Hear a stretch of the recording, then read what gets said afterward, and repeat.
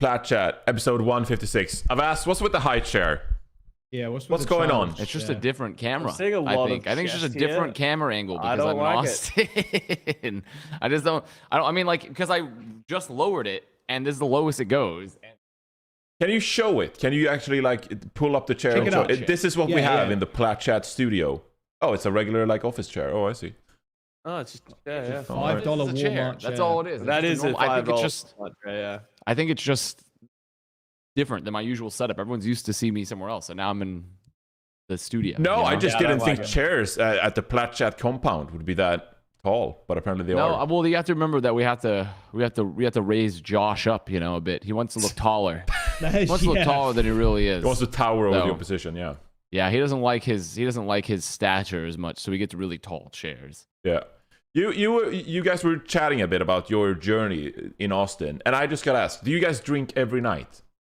Is there any break? Like, do you ever guys have like a sit down dinner with like water and like play board games, or is it all just there's always water all the time? There's always water, but there's always some drinks. The thing is, you have to understand that this is there was a special trip. Everyone was here for a little Christmassy vibes and a little Plat Chat Austin reunion of sorts. And sounds lovely. I got bust out the cask. Called the bust out the cask, and we were breaking open. We were in the ale halls, dancing on tables, and we're not done yet. There's still one more night remaining by the time of this recording. And I will say I'm starting to slow down. The literal poison I'm ingesting is starting to get me slowly but surely. So it was good though. Last night was good. We met a French guy that was a tattoo artist in a bar, and he was talking about how big he was as a tattoo artist, and then Bryn egoed him with follower count. Oh no way! And because this guy was talking about how humongous he was, and then his like manager friend was there. I don't know, it was this whole thing. It was a whole thing, man. But it was fun. I got to see France lose twice, essentially. Wow. Oh, man. Fuck, brutal. Wait, did you start drinking in the morning then, or the afternoon for the World Cup? No. We go into the morning, obviously, but like it's we into the morning. Yeah, well, yeah, like 3. We got home at like 4 a.m. last night. I think it was like 4 a.m. So it was pretty. We were pretty late last night, but I think like because also we went to Whataburger after because Britton and Wyatt were like, I desperately need to go to Whataburger, and so we had to go to Whataburger like after. All right, can we talk about Whataburger then? Because I think Whataburger is mid as hell. But it's not good. It's not good. From Texas just tells me, it says heinous things towards me every time I say that. It's not good. Yeah, I'm a native Texan. Whataburger's not good. It's not. All right, there we go. It's insanely mid. It is James Cameron's Avatar 2 of fast food chains. Oh, okay. Movie podcast throwing hands at everybody now. This is where we announce Plat Chat Media Review. This is where we announce it. I also realized when we put out the official Plat Chat take from that review, I didn't include the title of the movie. Yeah, no, I did. I actually worked it out, but I was reading it and I remember being like, I don't think he mentioned. No, because it's like a follow-up because I said like I will release the official review the day before. And then I released the review, and then I realized I did not include that we were reviewing Avatar 2 in the tweet. But people just knew. They just knew what we were talking about, so it was fine. It felt like, when people tweet things, but they don't want to actually talk about it, so the follower base doesn't come after them. Like, if you're tweeting about K-pop, you would never write K-pop in it. Like, that's what it felt like. You didn't want the Avatar 2 The Cameron heads would have come from me. Yeah, they would have come from me. Honestly, people are defending Avatar 2 heavily. They're defending Avatar 2. It's supposed to be a cinematic experience, right? Was it a cinematic experience? I mean, here's my personal opinion. If it's a movie universally loved by the COD community, it's not that good. I did see that. That's my personal opinion. You want to tweet out that? Yeah, I did. I literally did. I want to see the replies of that tweet. I literally did. Nate Shot put a tweet out that it sounded like he was paid by Disney. Like it was paid. It sounded like he was paid the glowing review he gave. You could have thought he was watching a big review. The Godfather for the first time ever. Like essentially, like it was like one of the most glowing movie reviews I've ever seen, and it's as long as The Godfather. It's 3 hours long. 3 hours fucking long. It was 3 hours long as well. Avatar. Yes, it was. But yeah, it was. So yeah, all I'm saying is that if you're like pogging out of your gourd and you're in alignment with like 95% of the COD community, like, I don't know. Like, I don't know. I'm just saying. The Xbox 360 Avatar game is also horrendously bad. I don't know if anybody played that. No, I didn't play that, Jack. Look at this. It was horrendous. Avatar, the way of the it does read like he's. Look at this. One of the most unique cinematic experiences I've ever had. Absolutely, it's just this. It's just 3D. Avatar, my man. James Cameron didn't jump out the screen and suck your dick. Like it's like it's for number 3. Yeah, there's 5. There's gonna be 5 of them. 5. They've already charted for Really? like 5. There's gonna be 5. There's gonna be 5 avatars. They've already they've started pre-production of 3, and then there's like gonna be 2 more. Years to make this one though, didn't it? Like when was the No, James Cameron's he's gonna be putting his head like in Futurama where they put the heads in the jars. He's gonna be on a robotic body directing Avatar 5. He will be dead, but they'll reanimate him and put his fucking head on a robot. And like Avatar 5 will come out 40 years from now, and it'll be the exact same bullshit. And it'll still be the exact same bullshit. Because the plot, listen, we're going to do a whole movie review here, and it's not going to, can't get Is there anything happening in the off season? We might as well. Boom. Movie review. Yeah. I mean, let me tell you, Barbarian, though, 2022, fantastic film. Sorry, Barbarian, no, well, 2022, the date it came out. It came out in 2022. If anyone's interested in a fantastic horror movie, I think it had like Justin Long in it. Barbarian, an incredibly good film. This one? Loved it. Okay. Yeah, that one. So good. A woman staying at an Airbnb discovers that the house she has rented is not what it seems. This movie is amazing. In the cinema is so funny. It's so good. It's like one of the best films I've seen in a long time. Actually. But it's a horror movie. It is a horror movie. Yes, but it's legitimately just good. It's just good too.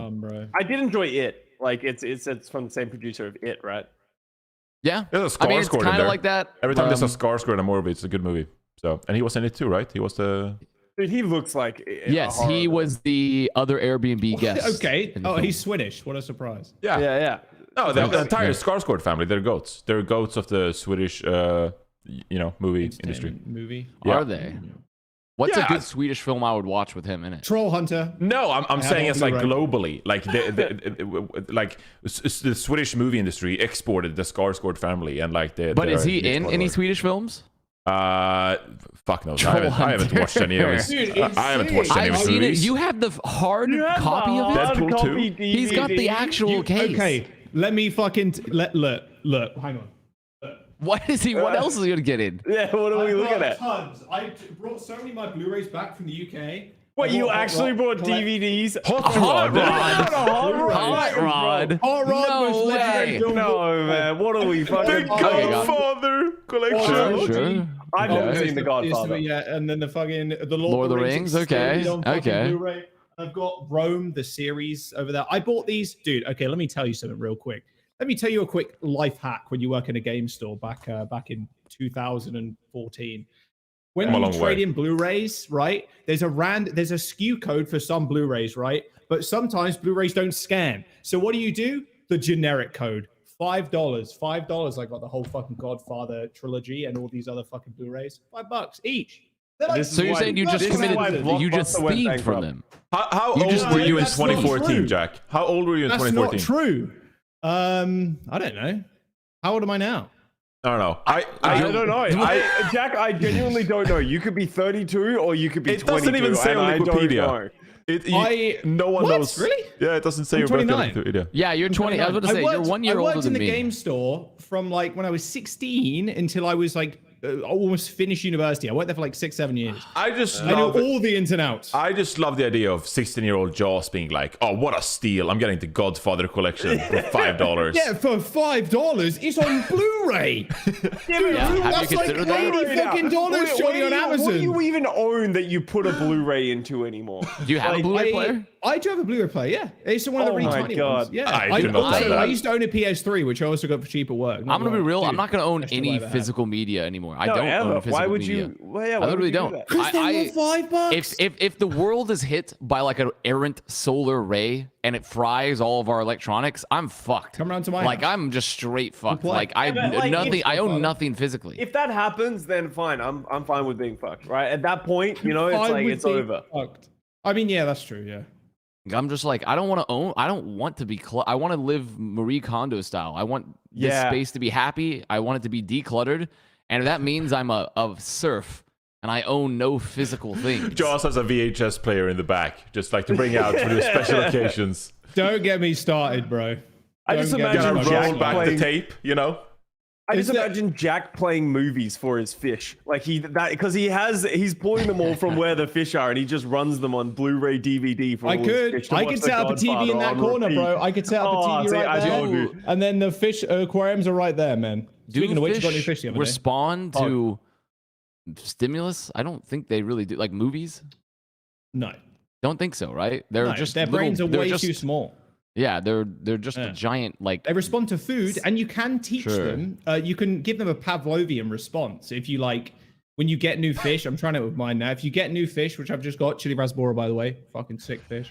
Cool. Shout out. You can tap the glass like onto top very gently. You're not supposed to obviously fucking smash on the glass, but if you tap the glass gently, obviously it sends vibrations through the water, right? And then you feed them, and you just keep doing that every single day. You can just get them to come up to the glass just by tapping gently on the rim of the glass. Okay. Just like classic Pavlovian fucking response, but yeah. If I ever get to visit Jaws, I'm just gonna go tap the glass like every 10 minutes. What the fuck's the food? Like, don't disturb them, bro.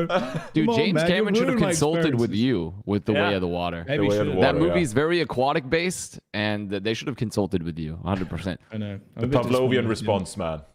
Are they Love just it. going to use all the elements? Because wasn't the first one about like wind and the islands and stuff like that? And Well, it was just called Avatar. It was literally just called Avatar, but that was when they were focused on the forest people. This one they expanded onto some of the other tribes of the Pandora planet, and they were water based. They were very much like it felt like a like a Pacific Islander indigenous society type of thing.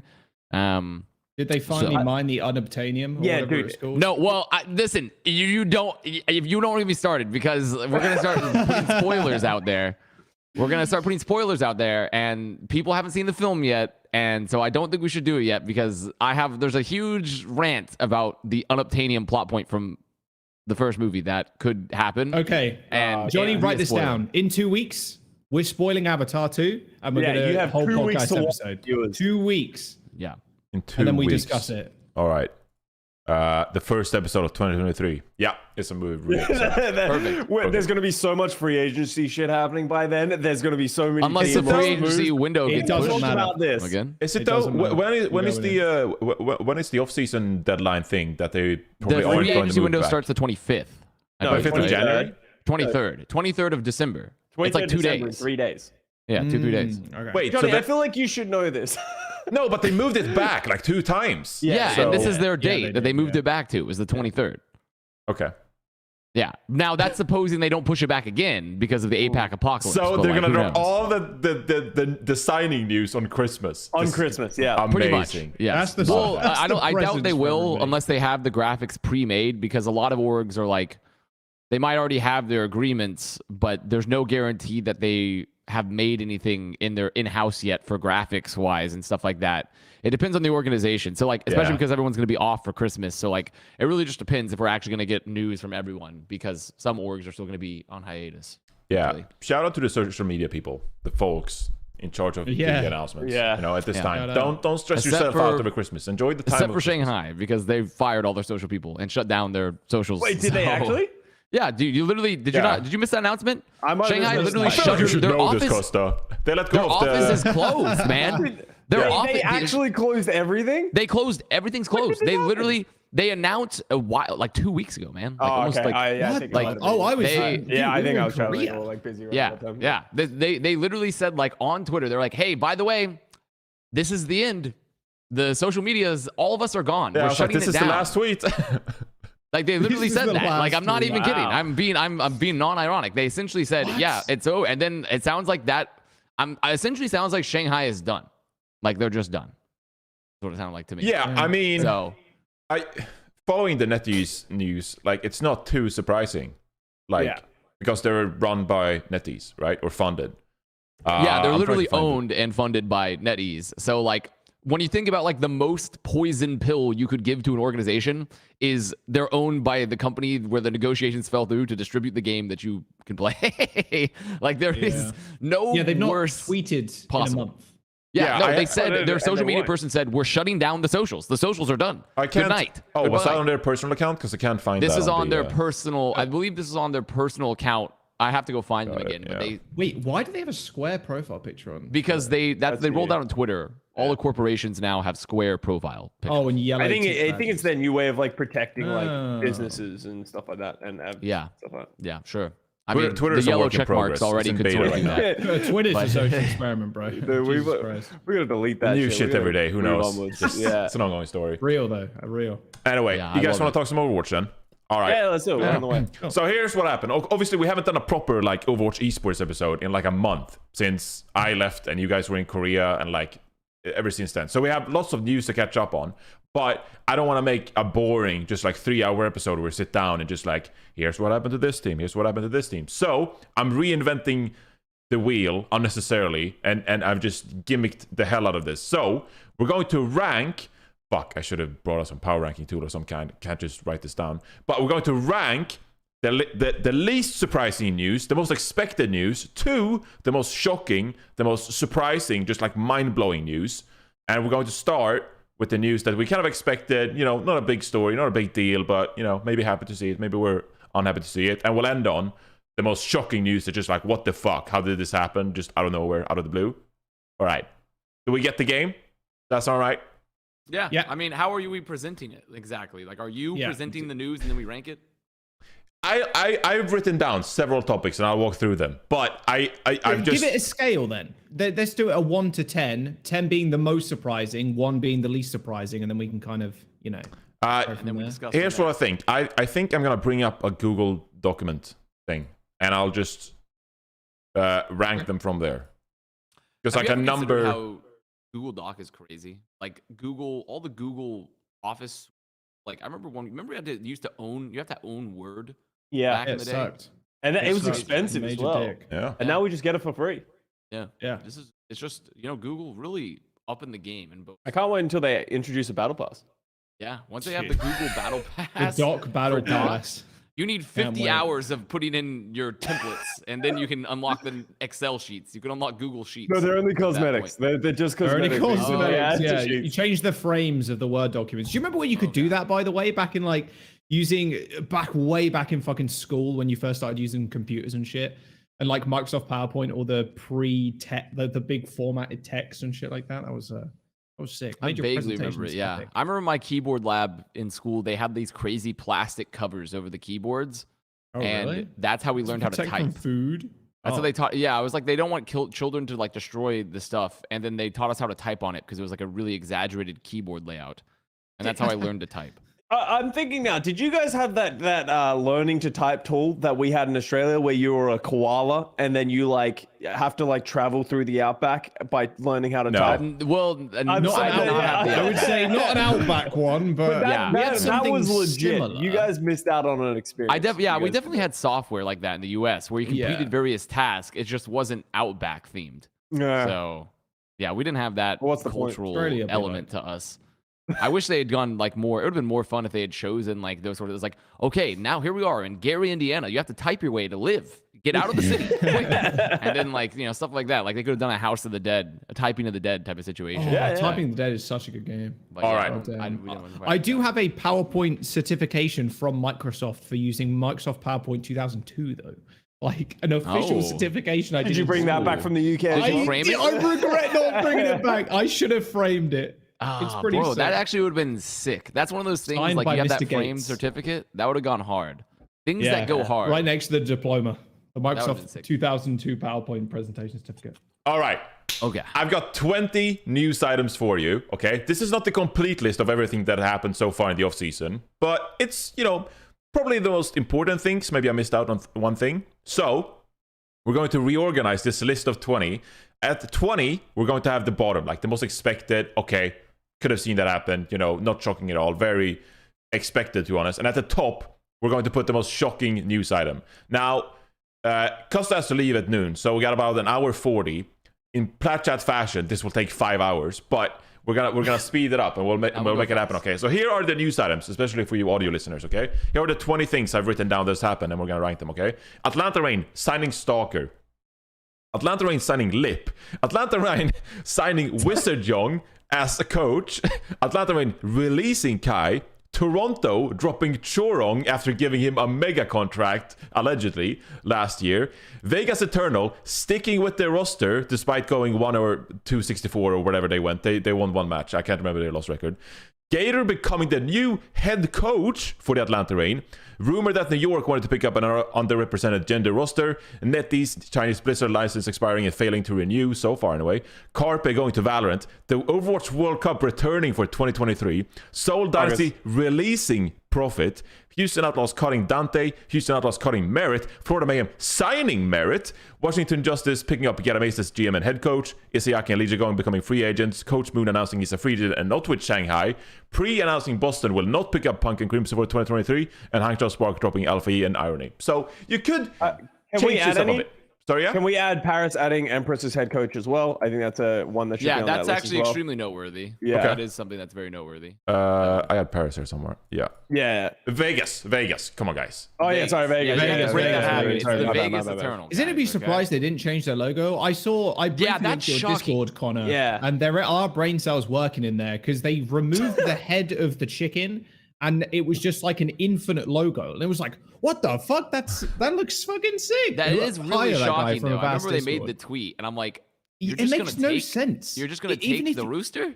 Yeah, You even just if you take the just like rooster. modify the rooster, because that is like such a French like icon and like symbol. It's like, what? I think they should be like That how should be the on the Washington fucking list. football team is called they're like the Washington football team. They should be like that. They've lost their like overall identity, so they've just become the Vegas Overwatch team. There is an Eiffel Tower in Vegas, right? So come on now. There is an Eiffel Tower in Vegas. Come on. Technically, there is. There's probably a French district somewhere, you know? Yeah, a tale really of two cool. cities. Yeah. Right there. Sure. They're not even twinned. Come on now. All right. So again, not everything. If there's anything else you guys want to add or how you want to reorganize it, because I realize like half of these are almost like Atlanta Reign related. So that could almost be a thing in and of itself. But this is kind of how I laid it out. So if you have additional thoughts, feel free to give them. Technically, there's also, I don't know. I can't remember if we covered it already so long. It's because it happened so long ago. Did we cover like... Well, actually, you know what? We haven't really covered anything on this podcast. I don't think we've covered any of this stuff. Did we talk about the NetEase deal? But I guess it's... Yeah, we did that's that. all Yeah, and Carpe. No. We did Carpe, Fleta going to Valorant, I think. I think you were missing those because you were in Australia, I think. Valorant? So I don't know what's happened in Shanghai Dragons at all. I'm starting to realize I've living on Shanghai. Yeah, Dragons they're gone. Hasn't Wait, okay. when did okay, sure. Yeah, I missed that one as well. Yeah, to be fair, I've been traveling. Oh, that was a Scotland rumor. as That was a well. rumor. Sorry, that was a It's rumor a when you rumor. guys were in It's not- Korea. Oh, yeah, there's also the rumor. Do we want to include a rumor, which is like the report that Shio and Fielder are going to the Reign as well? Fuck. that's a Yeah, good- that's a yeah, good one. that's I a forgot good about that. Yeah. That's a See, interesting the rumor. Atlanta Reign is just Very taking over. Yeah. Well, they're the. I mean, they're the only team making moves. Well, Yeah, they're actually, literally can the only we- team making moves. Let's add another one. Can we add American Tornado rumor to Toronto Defiant? Yeah, American Tornado, Toronto Oh. Defiant. I can't remember what other moves did Mayhem publicly announce before I say anything. I mean, they they probably- released some players, right? Like, Yeah, Yes, they, they have RuPaul checkmate someone, and they just signed Merit from the Houston Outlaws. But did they rely? Did they? So No, yeah, they okay, so have they've not already, did said- we already they talk have about not them s- like releasing like Hydron and stuff like that? You know. They've never. Well, I guess they talked No. about that a while ago, right? Yeah, But I'm didn't just saying, they? like, did we talk about them potentially releasing Hydron? Is what I'm saying. Oh, Like, did we talk I'm about pretty sure them that's potentially out. releasing any of those players? Because they've only publicly stated they're keeping like a couple people. So I don't know if Yeah. we want to talk about the rumors of them potentially dropping others. Yeah, they I dropped guess the it's tied Serverjet, into, like, Animo, XC, Hydron. They never Probably officially dropped them. Yeah, Then- exactly. Like they haven't. But I'm saying, like, do we want to talk about because it's part of the American Tornado thing of like they would potentially go. It's like tied together, right? So like I guess it's just the American Tornado rumor. So we should probably just talk on that. Yeah, Probably. I think yeah. I don't fucking know. Yeah, that's great. But yeah, obviously there's more to than just ranking it. We'll talk about the topics as well because that's how we're supposed to engage with them. So, you know, let's start at 20. Let's start at 20 and get the thing rolling, and we'll see how it goes, and then we can talk about it. All right. Sure. So out of this list, what is the most expected thing? The most expected thing. So, you know, I could say pre-announcing that Punk and Crimson wouldn't return would be kind I don't of think expected. that's that expected. Can Can I see the list? Is Is there a way we Yeah, can bring see the the list list back while we up. talk about? Bring Oh, the list back sorry. up. Fuck. There you go. I'm rusty from producing. I would Here, say I'm some of gonna- the Shanghai Dragons news. Yeah, honestly. all of the Shanghai Dragon stuff is insanely expected. It's- No, What? really? No, I mean, well, because- no, okay, no, Punk- but I guess in the context of like, okay, so the NetEase stuff, insanely unexpected, but all the Shanghai Dragon stuff post NetEase announcement, insanely expected. Yes, is what I'm saying. Exactly. Like Moon going free agent, all the players leaving and stuff. The planet is dying. The aliens haven't contacted us. But the point being is that I think everything post NetEase for Shanghai Dragons is insanely expected in my brain. I'd actually disagree. I mean, there was a time there, like, sure. I mean, the deal, the rumor coming out, or not even the rumor, like literally the announcement that like they didn't agree on a new deal. I still think there was some hopium, at least with me. They're just like, oh well, they still have Lee Jae-gon and Isayaki, and they can sort of rebuild here. Like, I didn't expect them to just fucking blow it up, like all of it. Just abandon it. I guess we just had different expectations on it. Yeah, I see. I here's the thing. We from the public perspective, we don't really understand what's going on with the East still, right? Like that's why it's so unexpected. Like we still the signing window is in 3 days, and we don't even know if Shanghai Dragons is going to sign a roster, if Seoul Dynasty are going to sign a roster. Like these are two like juggernaut teams over the last 2 years that have literally had some of the best players in the world and no longer have any players in the world. Yeah. Well, I mean. So yeah, I mean, I would. Okay, I guess I'll have to change my viewpoint on this. I guess so. Here's I guess for me, maybe the most expected in that case then would be at that point would probably be the American Tornado rumor. The American Tornado rumor to the Toronto. I was going to say Gator going to. No, I was not expecting that. I would say it's almost that pre-announces Boston will not pick up Punk or Crimzo. Like, I think Boston dropping Punk or Crimzo, as much as it's crazy, it's not super unexpected compared to, like, this is a fucking unexpected list. It is a hard list. It's very difficult to say. Yeah, maybe. Yeah. Okay, fine. I guess in terms of banality, that's the most banal thing of them all. Like, that is by far the most ordinary of them all, so sure. Let's put that as the most expected, I guess, then. How the fuck? Look at my proficiency here. A new list. Okay. No, don't worry about it. Don't worry about it. You're fine. Can I throw out there as well?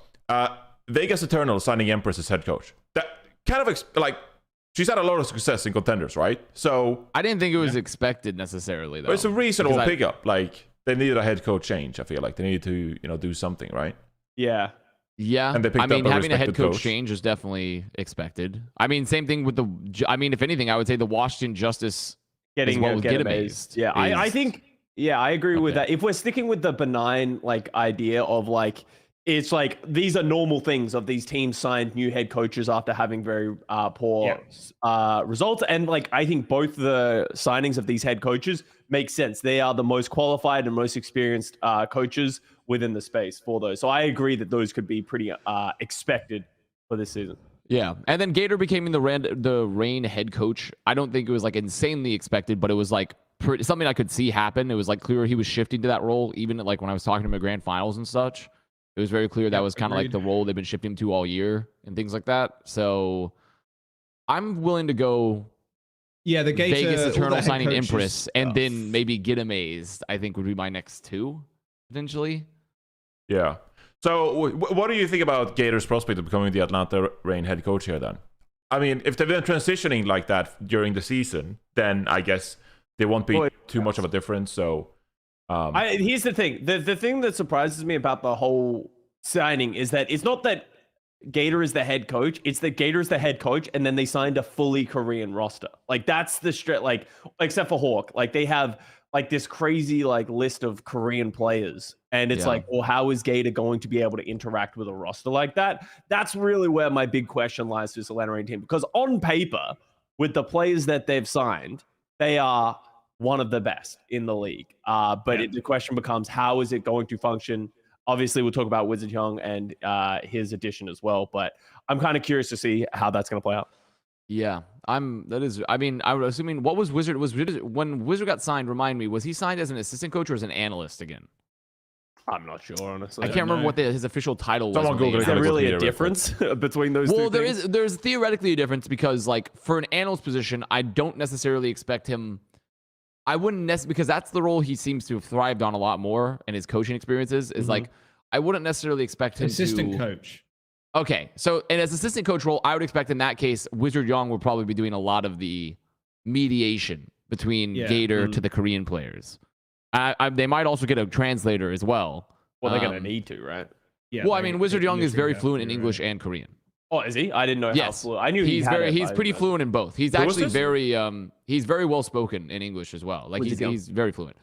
So he's Yeah, they had to do a bunch of that's I mean content. that's how he was the head coach of part of the reason why he's head coach of Justice is that he was able to communicate in both languages. So I think that I would expect Wizard in an assistant coach capacity to be that conduit between the two, and an analyst role I would expect them they would still potentially have someone else to be that conduit, right? Like unless they're going for like a cheapo route, which it seems like Rain are doing not the cheapo route. Yeah. So I think Wizard will be that way that Gator talks to the team, and it will be extremely interesting to see how that works because like none of them have any relationship with Gator other than Hawk previously, and having a coach that speaks an entirely different language than you is always a potential roadblock for building your team synergy. Sure. Along that same line, probably Kai getting released is also pretty expected. Yeah. Let's. I had a few things to add on the Gator thing as well. I mean, first of all, the fact that Wizard Young is still in the league, I'm just like, kind of like, okay. He just had like, a great year with Seoul. Yeah, you know? he just had a good year with Seoul. No, I'm not saying that this is like he's bad. He should be out of the league. But I'm just like, the arc of Wizard Young, didn't he like start out with Seoul Dynasty, and then it was like, oh, he's playing Moneyball with the Overwatch League in 2018, and then it was No, he started with the New York Excelsior. He started with New York. Oh, sorry, New York Excelsior. Yeah, sorry. And New York, he got an insane amount of credit for. He became like the typical genius meme that the came out typical of New genius. York. Went over and to then Washington he leveraged Justice. that into Justice, and it made one of the worst rosters of all time. And and then he went to Seoul, didn't he? It was He Then was after out of the that, he league went to for a Seoul. year, or he was... Didn't he have a break because he did I think that? he might have. Do you remember had a that break. series he did where he was going to turn like silver players into like top 500 players or something? Can it add one episode? But the production quality was insane. I don't know if you guys remember that at all. It was. I maybe vaguely from, remember like, what you're talking about. 2019, Yes. 2020. Yeah, I was like, man, this series looks fucking awesome. Production quality is crazy high. Like the concept's pretty cool too. They're going to turn these really bad players into like exceptional He players. had that with team, very Game good Coach coaching. Academy. Was that like the academy team that they had going with that was I've been to the Game Coach Academy thing, like the headquarters in Korea. Like it's to help either foreigners come over and like practice in Korean conditions. For like a lot of League of Legends players do it. I'm not sure pretty Western like Overwatch players do it, but they're a part of Element Mystic where they were. Interesting. Yeah, so I guess he was on that too. But either way, he did have a break in between to go to 1 year. Seoul, and then he joined. No, he wasn't Seoul, and then had a year break, and then went back to Seoul. Yeah, to Atlanta. So yeah, he's an interesting career for that guy so far. Yeah, interesting career. So I just find it now interesting that him and Gator are going to coach this amazing, what seems like a superstar roster in Atlanta Reign, and yeah, we'll see how that goes. It goes so many different ways. Yeah, because also he's technically going back into an assistant coach role. I believe this year he was not an assistant coach; he was still an analyst position. So he's going back into a coaching role. But I imagine, to be fair, the same thing with Rain. Like, because I believe Rain still has Danny under Gator. No, I think Danny is gone. Or Danny. I think they got rid of Danny, but they kept Brad, and I think Brad is going to be working remotely as a coach. Yeah. It's like an analyst kind of someone thing. was What? working remote. Yeah, Yeah, sounds like a someone remote was analyst. remote. Yeah. LA Rain. Okay, well, that's really interesting because I was under the impression as well that Danny was, from my opinion, he was an analyst for the Reign, but he also did a lot of assistant coaching work with them. He essentially was an assistant coach with them while being an analyst. So, like, it's a very fluid title. Yeah, he's that works. a month ago. Danny's out. Danny was Okay. out. I remember that. I think Brad posted on like an announcement or something that he wanted to spend more time. He wanted to scale out and spend more time and work with his family or something like that. Yeah. So Yeah, he wants to take over his dad's business, pretty much. yeah, so very respectable. I mean, Brad's been doing fucking incredible things in the Overwatch scene now for forever. Yeah, it's going back to like selfless days. So well deserved in that regard. And also, I was thinking here, like, yeah, Hawk is the only remaining member on Atlanta Reign, but you still have Gator, like a new head coach. I feel like players around the league, they probably think that like Atlanta Reign is a pretty cool destination, a cool team to play for. And so if they can just keep that culture up, I feel like some of those players would fit right in. I feel like Atlanta Reign, they will continue to have this bad boy kind of culture, and I think a lot of players like really jive with that and really enjoy that kind of environment. Not too hard practice, or of course they practice hard, but like not too strict, and everyone's kind of vibing and having a good time, and But here's my concern with this team is that issue of like what happens is the Korean, if this team doesn't have immediate success, and especially with Hawk right now being the only Western player, like we've seen it time and time again where you have like this issue where the Western culture has always been you take it more relaxed, but you have a better culture, which then leads to more success. While in the Korean scene, it's more you practice your heart out and you're putting everything you can into this. And that has created this divide between teams where some people feel like they're not working hard enough. Some people think they're overworking, etc. And as soon as you stop having that success, it creates this fracture in the team. So it's going to be on Gator to be able to manage that and can make sure this team like actually works together as a roster, because you can't doubt the talent. It all comes together with like what's their synergy like overall in the long term. Yeah. Also, I don't think they were, my personal opinion, I don't think this roster was built off of like, I want to go to the Reign. I think this roster was built off money. Yeah. I think a lot of these players were fleeing a region that was collapsing and were looking for opportunity. Because it seems like across the board there's going to continuously be, it's like, for example, that Mayhem Merit signing. And I think there's going to be a lot of things you see across the board to be like, how is this player here? Yeah. And it's because a bunch of players, essentially, I actually had a very wrong I remember when we first did that episode of like, here's my free agent team, right? We did that episode of like, I thought it was going to be very Western centric. Not that I don't think there's not going to be a lot of Western players in the league next year, but it's more so I was under the impression that like, okay, Korean talent's going to be potentially priced out because like, why would you spend big for them? But because of where like teams are feeling currently, a lot of teams. But then the Netty situation happened, and now the market is flooded with talent. Like all these players trying to get out of the region to get paid. So you're going to see actually a lot of crazy talent ending up places that shouldn't be potentially. And because there's nowhere else for them to go. So the concentration of talent. Yeah, the concentration of talent is going to be very interesting, like not for the right reasons either. So I don't think they're necessarily heading to the Reign for that cultural aspect. I think a lot of these players are heading to the Reign because they want to get paid, and they cannot get paid in the region. That might make an unbelievable year for like team strength.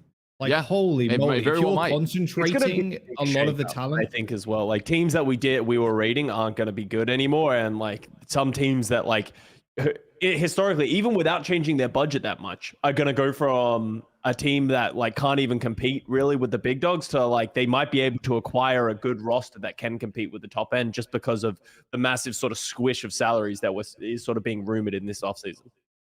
Yeah, so it's going to be interesting. But I do think that like Gator becoming a head coach, he actually really has a good temperament for it as well. And I don't know as much, on the opposite end of Empress. I've talked to people in tier 2 that's worked with her and such, and like I've heard good things.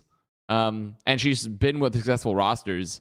It's obviously a hallmark to have our first female head coach in the league. That's like very exciting. But I do think that like I just don't know enough about her, and you can never truly judge someone based off their success with teams, especially at the contenders level, because it's very much oftentimes carried by your talent, right? So it just depends exactly like how she's going to be. But I mean, it seems like people review her highly. So I think it's very cool that we have a female head coach, and hopefully her resume stands up. We'll have to see as well, like how all these rosters turn out in North America, because I think it's important to keep in mind as well that like, if you just look at the talent of that roster that she's inherited now, it wasn't the best. Like the results this past year were like really bad. And so, it's going to be hard if you're trying to do one of those basic kind of like assess how good a coach is by the results. Like this might not be it. Like you need to have pretty good knowledge about, how she manages the team, coaches the team. Like we've seen what can happen with London. Like I know they didn't stick with the entire team. I'm just saying if they start out rough, like it's not necessarily her fault. So I'm essentially saying like, not. We'll see what happens with this roster. So yeah, I mean it's compounded with the concentration of talent, which you just mentioned a minute ago. Like it might be even more difficult now to be a middle of the pack team, even if you are sticking together and you already built up a lot of work. Yeah, I mean I've said this all off season, so I'm just gonna keep saying it, that like this decision from Vegas Eternal to just like stick with their roster because they believe in the talent, it's just aging like milk. It's like now you have the opportunity to pick up so many free agents, like Avast said, like just like fleeing the APAC region, and they're like, no, we're gonna stick with our roster that underperformed, and nothing against the players really, but like, fuck it, props. No. Well, I don't think it's a double down. I think it's that they agreed to these contracts before, like they were really aware of what was happening in the market, and like I respect that. Like, here's the thing. Like, as much as I agree that it's probably not the right decision, I actually respect this by Paris of like they are investing in these players because they gave those players a bad deal this year with that roster. Like they were always going to be destined to fail, coming in with such a short amount of prep time in the middle of a fucking season, with like a roster that they have good players, but they don't have those exceptional players to surround those players as well. So I don't know. I respect it. Do I think it's going to be good for them? No, I think they're going to struggle once again this year. But I think it goes back to I'm curious to see what Empress can do with this roster, because as Avast said, like she has a great resume. She has done great things, but the Overwatch League is a different level, and usually talent is the big determining factor of how successful you are going to be as a coach. I think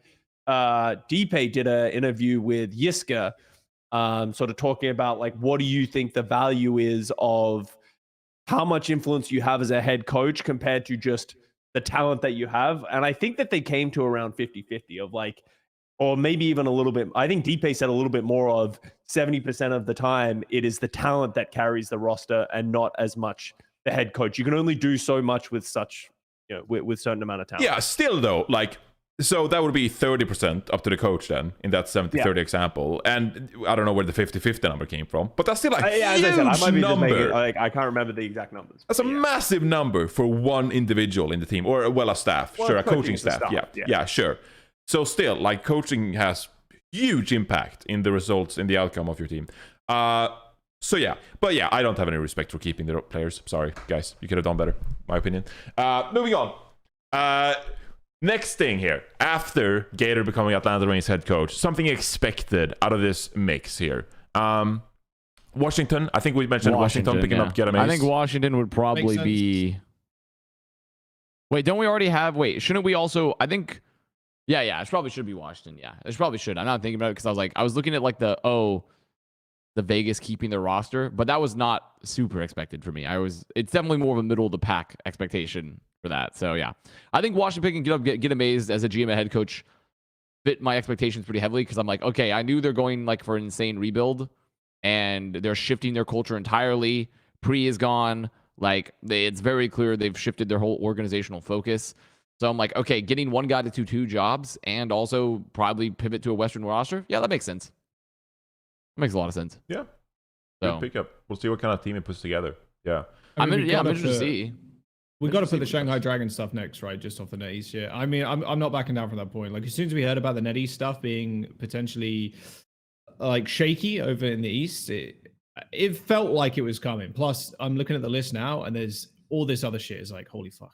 Yeah. I think in general, just players being dropped. I agree. I think the Shanghai Dragon should be the least important, like specific one, but like Hangzhou Spark dropping Alfie and Irony, I think that was also expected relative to the NetEase deal, right? Like if you look at that, that's Hangzhou less Spark expected. Roster, they just dropped all of their Korean players. Like they had that's more expected, I think, of Hangzhou because of their roster size always being about 30 to 40 players. Like, dude, they're always going to drop people. So I'd say that's the most expected out of them and the Shanghai Dragon. It's hard to get rid of that context of like the NetEase situation and APEC essentially, because some of these are so bonkers. I'm like, okay, this is like crazy. Yeah. So I think just by contextualizing it, we kind of have to put the Shanghai and Spark stuff like in these next list, and then we start really going like, okay, what are the bombs? Yeah. Kind of thing. I mean, I understand the Hangzhou Spark point. I mean, they benched Irony to play. Was it Teru? Yeah, Teru, right? Yeah, Teru. Teru and Neko were playing. Yeah. God almighty. One could have seen Irony being dropped like a mile away. I mean, also Alpha Yi and Pineapple, the interchange on playtime as well. So it's not too surprising. Like this happens, players do get dropped, and these two were pretty expected from Hangzhou Spark. So I enjoyed watching Alpha Yi throughout the season, but Hangzhou Spark made a move, so there you go. Pretty expected. Is there a case in point here after the Shanghai Dragons stuff to have the Vegas Eternals sticking with their roster? That seems less like bonkers. All right. Well, hold on with the list now. Let's. Okay, sure. Do we have anything to say about this stuff here first? Like, first of all, where do these players end up? Like, Avast is speculating that like there might be just like everyone will try to make it to the North American region here now. So are we just expecting like Isayaki and Lisa going to turn up for like the Vancouver Titans? Is Coach Moon gonna, I don't know, take over one of these teams? Like New York Excelsior seems open for grabs at this point. So what are we expecting? I think it's hard to talk about because we don't know what's happening with that region. Like, are teams going to exist in the Eastern region? Like, we don't know. Like, I think players. There are a bunch of players who are Korean or Chinese who don't want to play for a North American team. Like they want to play for a Korean team, but what is that even going to look like next year? We don't have the answer to that. I could see Izayaki or Lee Jae-gon making that trip across the ocean to play for the North America. I think someone will give them an offer, but for me, I need to have answers of like what is like the Seoul Dynasty doing, what are the Philadelphia Fusion doing before like I can really sort of like start talking about, because like is it Lee Jae-gon and Izayaki to the Philadelphia Fusion could be a great signing, but is Philly in the market? Yeah, I mean, and also like it's very interesting because there's a lot of implications there with APAC that probably are beyond the scope of what we need to talk about right now because we're trying to do this list, but. I've heard that there have been interest for them. Who knows if it's going to happen? And also the big problem too is that specifically I've heard once again there's been a lot of interest for like towards Chinese players, but Chinese players just don't want to leave China still, either. A lot of the times is what it seems to be across the board, and it's probably for a lot of different reasons, like with how like their COVID policies still are and things like that. There's probably a lot of reasons for that. So, but for Korean players, they're probably a little bit more comfortable still. So I don't know. To me though, it's like I think they could find a team if they wanted to find a team. That's the thing. If they want to find a team, they will be on a team. Is really what it comes down to. Generally, like they could be like, hey, I'm willing to go to North America.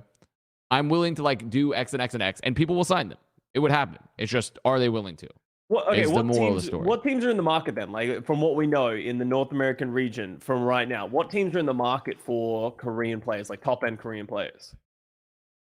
Potentially Boston. I don't think Pre's opposed to getting Korean players again. Okay. Is Vancouver? Is there one in which Vancouver goes Korean? Why not? Who did they?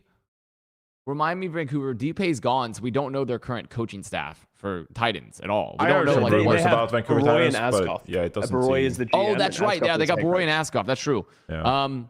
Baroy, I know, is not necessarily opposed to that from like a GM perspective. I would feel like Askoff would lean Western, though, personally, as like from a coach. And generally, your coach sets that tempo with your GM. So I don't think it's off the table, but I find it unlikely. Toronto Defiant, they could always still end up there, though there's rumors that they're going like American Tornado, right? So they could, but they've had Korean players there before. There's been a lot of rumors about. Sense if the American Tornado thing didn't exist because they dropped Toronto. Yeah, if we didn't know the American Tornado thing, I'd be like, oh, Lee Jae-gon Izayaki makes a lot of sense. Makes a lot of sense that they will potentially end up like Toronto Defiant if they were to like if that situation arose, if they didn't hear the rumors of American Tornado. It's just kind of ironic because I think like the last month or so of the season we heard a lot of rumors about picking up European or North American players from some of these orgs, and then like the Korean players are like, hey, we offer our services to you, would you like to pick us up? And so now all these orgs are just like, what do we do? So it's a bit all over the place. We'll see on Christmas who gets announced. I mean, London and Eternal are probably off the table. Yeah. Justice is probably off the table. Probably, I think. Yeah. Houston, I think Houston. Who did Houston? Does Houston still have Lastro and yeah. They dropped Creative, They haven't right? announced any departure. The only departures they've announced have been Merritt, right? And Dante. No, and Dante, yeah. Merritt and Dante, correct? So, I mean, they still have those players, but they're still, like, the possibility's there, right? Like, if you have the option to get the Dragons back line, that's the possibility's there. For sure. They only have Lastro, yeah. So I think no joke. No, not kidding. After the pickup of Merritt, I think Mayhem is a possibility. I'm not kidding there. Yeah. I don't think it's gonna happen, but I'm just saying it's possible. There's obviously there's Seoul potentially. So there's a lot of places that are in the market, really. There's a lot. There's a lot of teams that have like a few players and they're just like, how do we complete our roster? And it's very interesting, like what direction What is the talk around Dallas right now? The talk around Dallas right now is that they've gone to free agency. Yeah. They've exploded, essentially. And then there's the rumor that Chio and Fielder go to Atlanta, which would mean Dallas could. So even Dallas could pick up Legion Izaki. Yeah. Well, the curious thing for me is, do they retain Rush? So he became a restricted free agent going into the offseason, but we haven't heard anything about that. I think if they can retain Rush and like Rush can hold those open tryouts, I think there will be a lot of players that will want to play for Dallas Fuel under Rush, but we haven't been given that confirmation yet. The only thing we know about Dallas Fuel is that all their players are LFT, and they're holding open tryouts. Do you guys think that Dallas Fuel has any like name value to like players, like stuff like that? I could see a large part of them dropping their players could be like, oh, like we're like the free agent market is like falling apart. We can't offer you like these big sums of money because like the market is going down, and so like we'd rather just like release you guys and let you explore. But I still feel like, you know, if the offers aren't amazing elsewhere, that you'd still want to play for Dallas. And so like I could certainly see some of these players returning to Dallas. No, or do you think it's just like gone, like this chapter of Dallas Fuel just like straight up gone and doesn't matter anything to them? I think Dallas Fuel still has a lot of name value in the way that they treat their players, and you know, it's hard to say on like pay wise, but it's probably the biggest brand in the Overwatch League. Like, sorry, Sean. But from everything we've seen from like the outside looking in, the way they treat their players, the facilities, and just everything that they kind of provide that isn't just like money, seems very good. Like Envy is like a whole, like treating their Overwatch League team. I'm not sure about other teams, but it seems to be very like on it. So there's a lot of name value in that, for sure. And like if they do keep Rush, I agree with Scott 100%. Like players are going to be flocking to go to the Dallas Fuel. Yeah, just on top of the Rush thing and the way that they treat and house people. Like, it's nuts. Yeah. So yeah, there's a lot of opportunity for them. There's an insane amount, I think. I figured some of it was just like, sorry guys, we can't pay you. We know you guys just won the championship, but we can't pay you to justify in this economy. So, you know, well, if you don't get offers elsewhere, you can always return for like a lower salary. Also, I mean, what about Coach Moon? Since he's technically also a free agent. That'd be funny if Coach Moon went to Dallas Fuel. That'd be kind of... Does Moon have a position? I mean, because I'm thinking about staffs, right? Like how many staffs are currently built out. And I feel like there's almost... I don't know what the opportunity level is for a head coach currently that's on the market. I don't know what, like, the Shock's probably not changing. Eternal's locked in. It seems like Titans are locked in. Boston, who's Boston's current staff?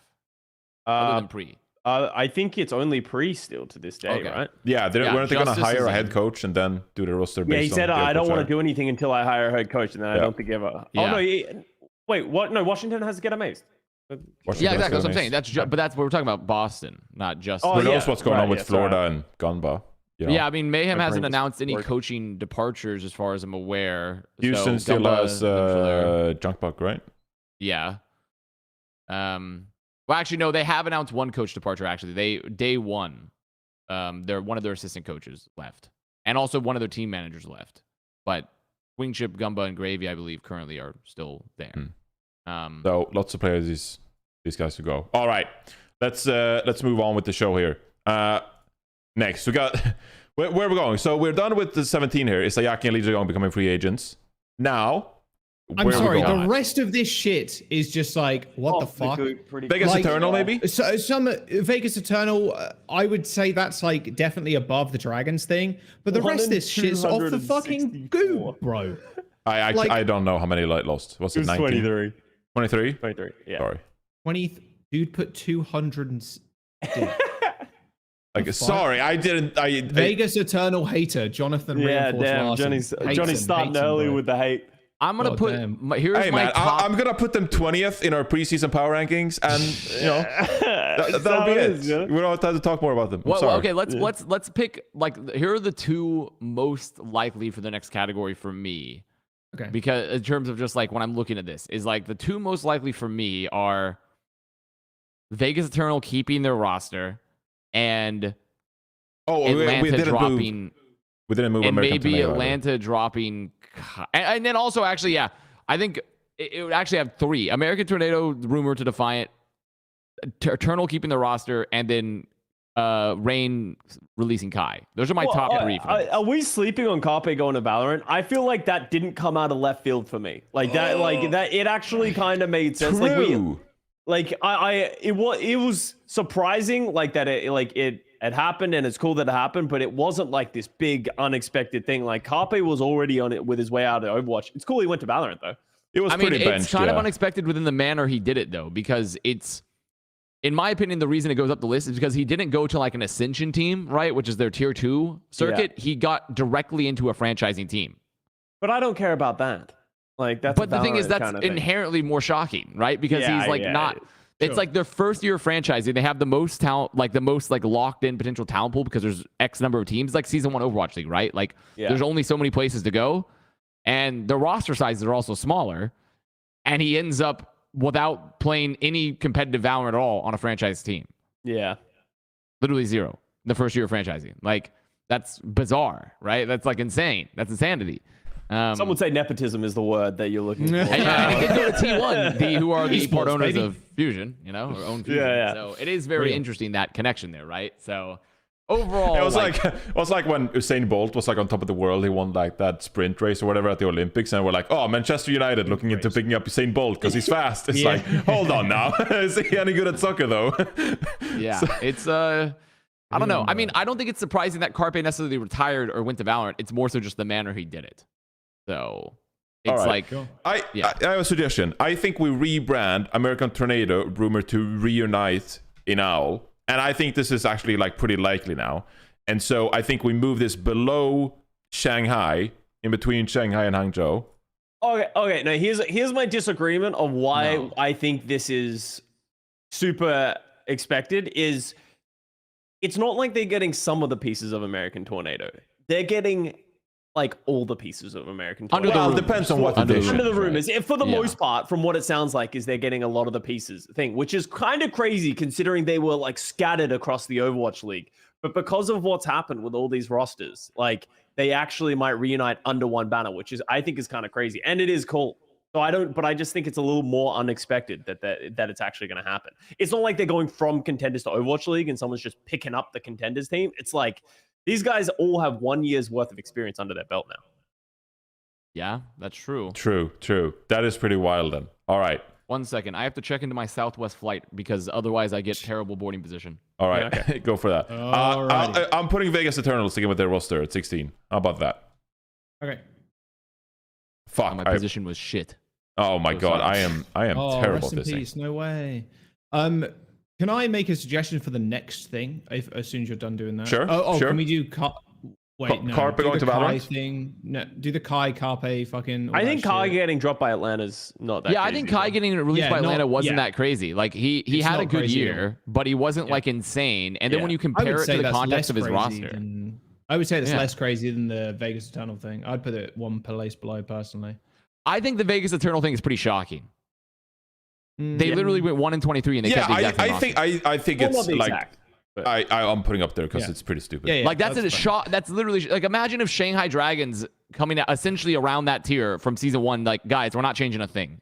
Yeah, sure. That's pretty fucking shocking. No, but right? they did change some things. They dropped like half of the roster. That's kind of what Shanghai Dragons did from season 1 to season 2. They kept like half of their roster. Did they drop half the roster? I thought they said they committed to their same players. No, they have Rack Attack and Luke Mino, so they kept the backline, and I think we can all agree that was probably one of the best pieces. But then they kept Dove and Mouthful, which, like you can say is shocking, but if they kept 4 players. Yeah, but that's like half their roster. Like they dropped Karawi as well, right? They dropped Karawi. They dropped who's their other DPS player that they had? Wub. And then they had. That's a whole ass roster, my man. Well, yeah, that's 4 people out of a 5-player roster. Okay, it's more than 50%, but it's not 100%. That's insane. We're just missing one piece. Like we're just missing a single thing there. Like that's a whole ass roster.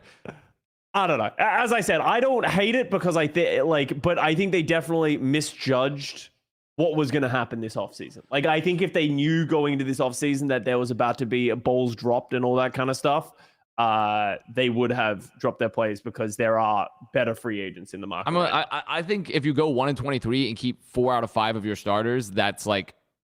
But to be fair, they did rebuild halfway through the season. Yeah, it wasn't the same. But even on the half, to be fair, they still didn't win anything when they rebuilt. You know, they still didn't win. There's no honor. Like, you don't get bonus friend points for just like, sorry, you threw guys under the bus. We're gonna pick you up for next year, give you another chance. It's like, no, we're a competitive organization. We're looking to win. Sorry, this didn't work out. Good luck in contenders. Maybe you can get back into Owl. We're looking to win there. I'm going to give them the best chance to be successful in 2023. With the placing, by the way, but like, dude, I still think there's some merit in them actually sticking with the roster and going. What merit?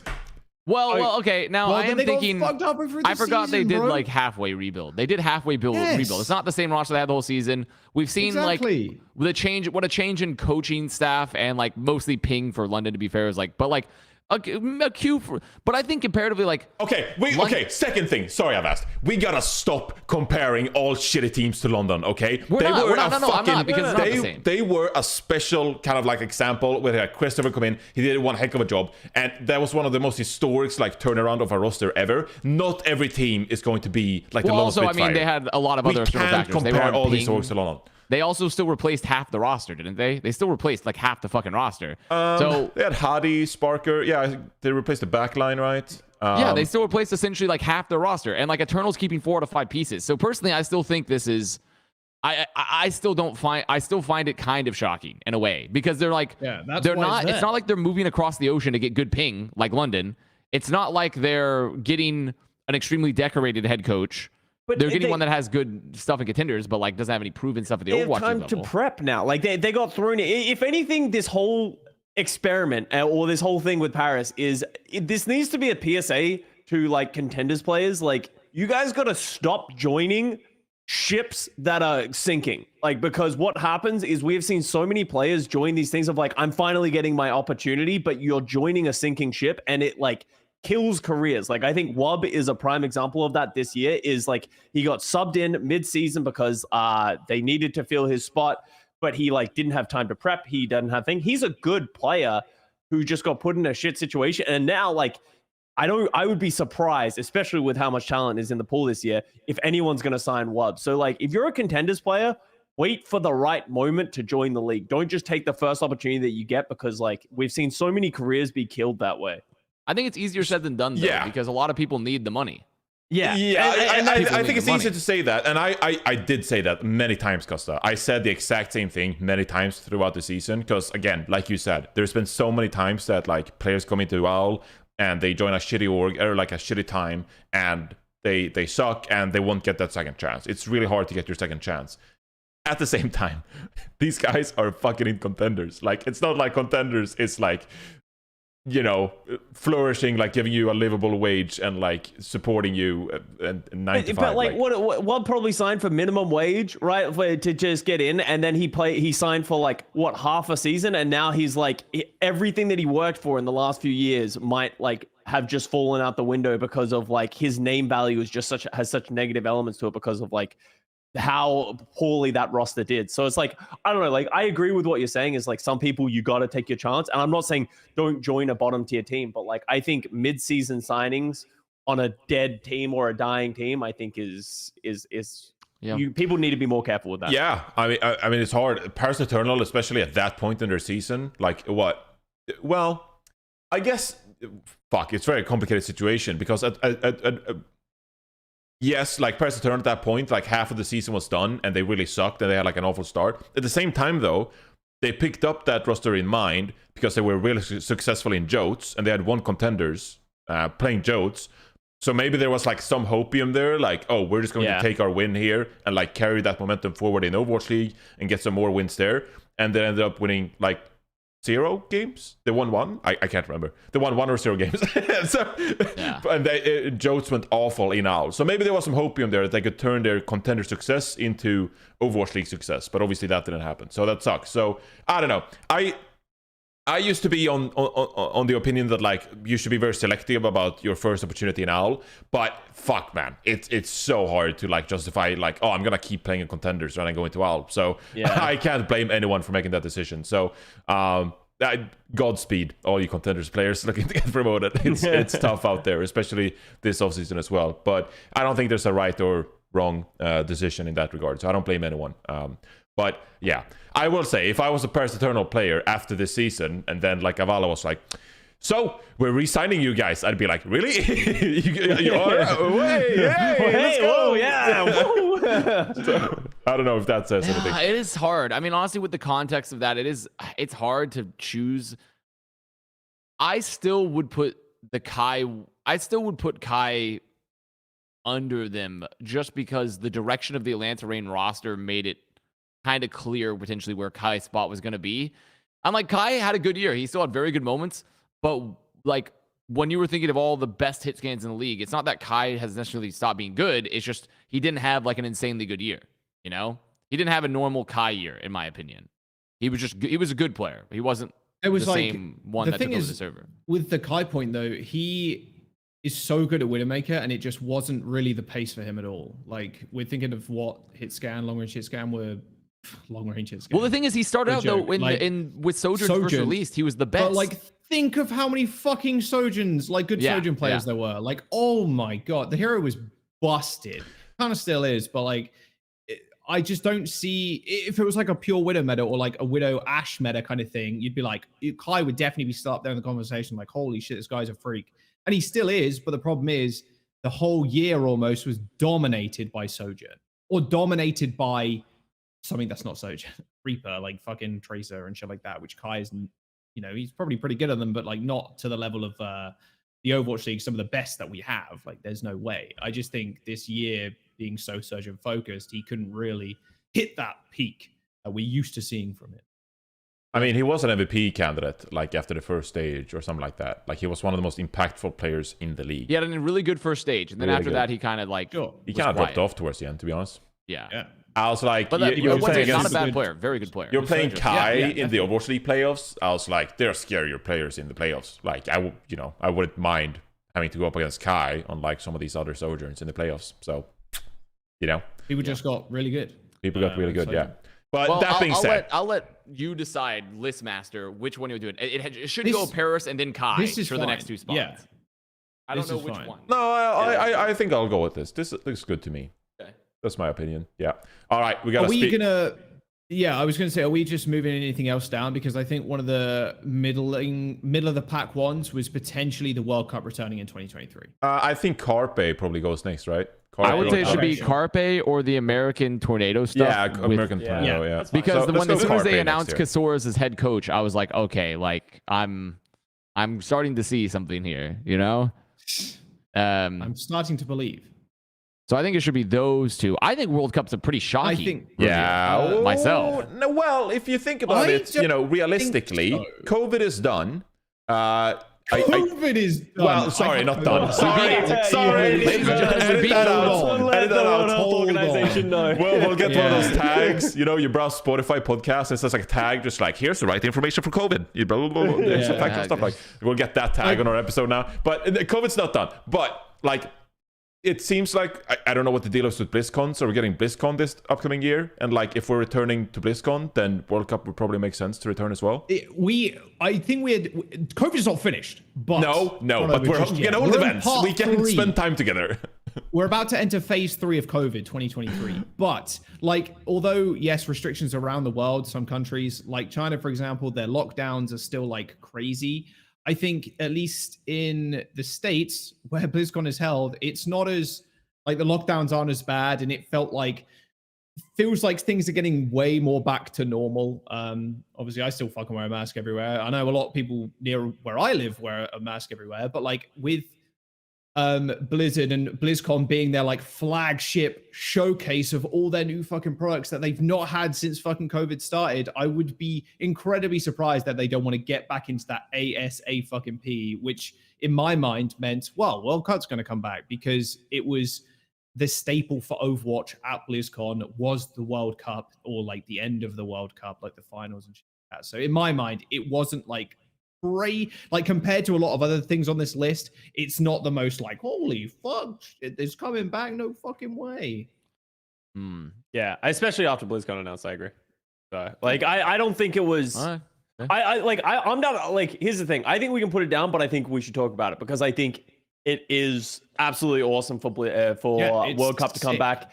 I know so many people who are like, I got into Overwatch Esports because of the World Cup. Like, to me, it feels like what the city-based Overwatch League matchmaking like was supposed to be because like we're country-based esports instead. Yeah, like country-based esports because it's like people automatically cheer like the World Cup in the soccer that we just had. You don't care about it, but because your country is being represented, you will support and you will cheer it on. And that's a great gateway into like the esports. And we saw that for the World Cup in 2017, 2018, 2019. It's an awesome event. If they can have it again, where we just had the grand finals at the Anaheim Convention Center, it's a great stadium for that. It's a great opportunity for players lesser known in other countries to be able to strut their stuff against the best players in the world and potentially like your team starts having success, then you can go on from that. You know, I think a prime example for me firsthand is Punk. I played with him in the 2018 World Cup. He then ended up getting a lot more opportunities after that World Cup, which ended up leading him to where he is now. So it's like, it offers a lot. The thing that I'm actually super excited for with this World Cup returning is like, which countries have gotten a lot better since we last had a World Cup? Like, the one that like stands out to me because, you know, they've been doing that. There's a lot of really good Saudi Arabian players, like, and they have a really good team coming into this World Cup. They've invested a lot of money. There is obviously a player base there, and I think they're gonna definitely qualify for the LAN. They're pretty cracked. Yeah, it's definitely one of the best esports events for Overwatch on the calendar. That's not like Overwatch League. Like you said, it gets a ton of people into the game and into the esport too, because it's like, well, your country's in it, so sick. You might as well cheer for them. I really love that. And I think it's one of the best things to not only showcase talent, but showcase tier 2 talent that maybe not on people's radar for the Overwatch League. And I think having it at Anaheim and like at BlizzCon, I don't know, it's just a magical moment. I mean, Overwatch esports. Thinking back to like why I got into esports in the first place, I got into Counter-Strike first, of course, in Sweden. Like we had a very vibrant like Swedish Counter-Strike scene with like local teams, you know, playing each other and like Swedish tournaments, whatever. And then like the best Swedish teams would go on to international tournaments and, you know, play Danish teams. There'd be like Mouse Sports, a German team, you know, there used to be like one UK team that sucked ass and like the Spanish team. And like it was still very much like country versus country kind of feel, even to the biggest major tournaments in Counter-Strike 1.6. Even though like all the team names were like, you know, they were like generic, like Mouse Sports, SK Gaming, Fnatic, like whatever. Like even though they had like irrelevant team names, they represented countries. Like all the squads were made up of one single country. Like there was a Swedish team, the Danish team, the UK team, the Ukrainian team, Navi, for example. And like that was actually like a big reason why I loved it so much. I could cheer for these Swedish teams going up against all these other countries in Europe, right? So, I mean, I just love these competitions where you see nations go up against nations, and it allows some of these countries as well to like really foster some kind of like identity, some kind of like common kind of thing where like, hey, we are the Swedish players and we're competing, practicing together, improving so we can represent the national team or whatever.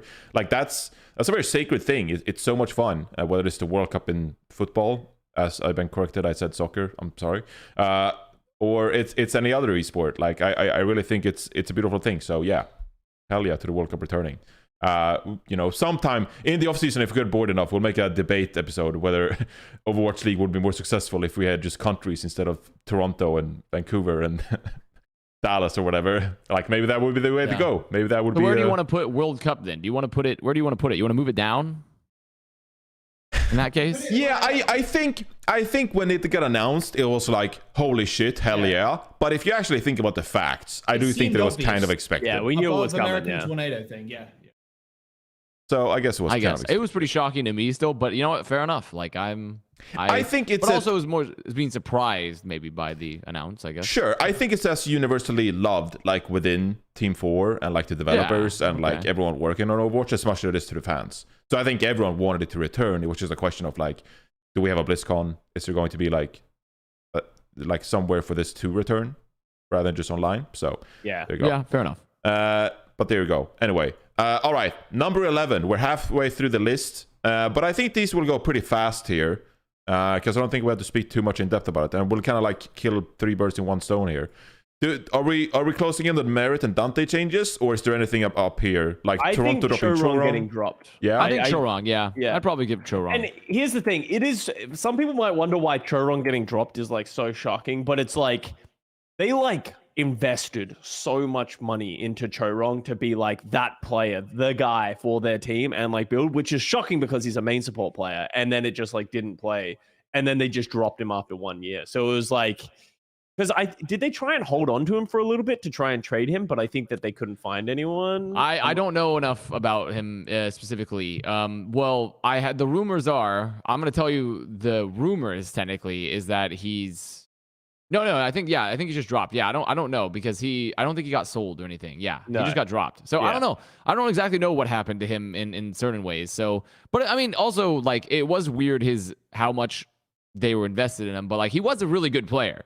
He actually did have standout moments on this roster, like while being a main support player. It's just you're a main support, like you're just you're hoping you're just a little dude, and there's all the big beefy DPS players doing all the crazy shit a lot of times. So it's not that he didn't have crazy moments. It's just it's hard to stand. Played a season where Sojourn Sojourn existed.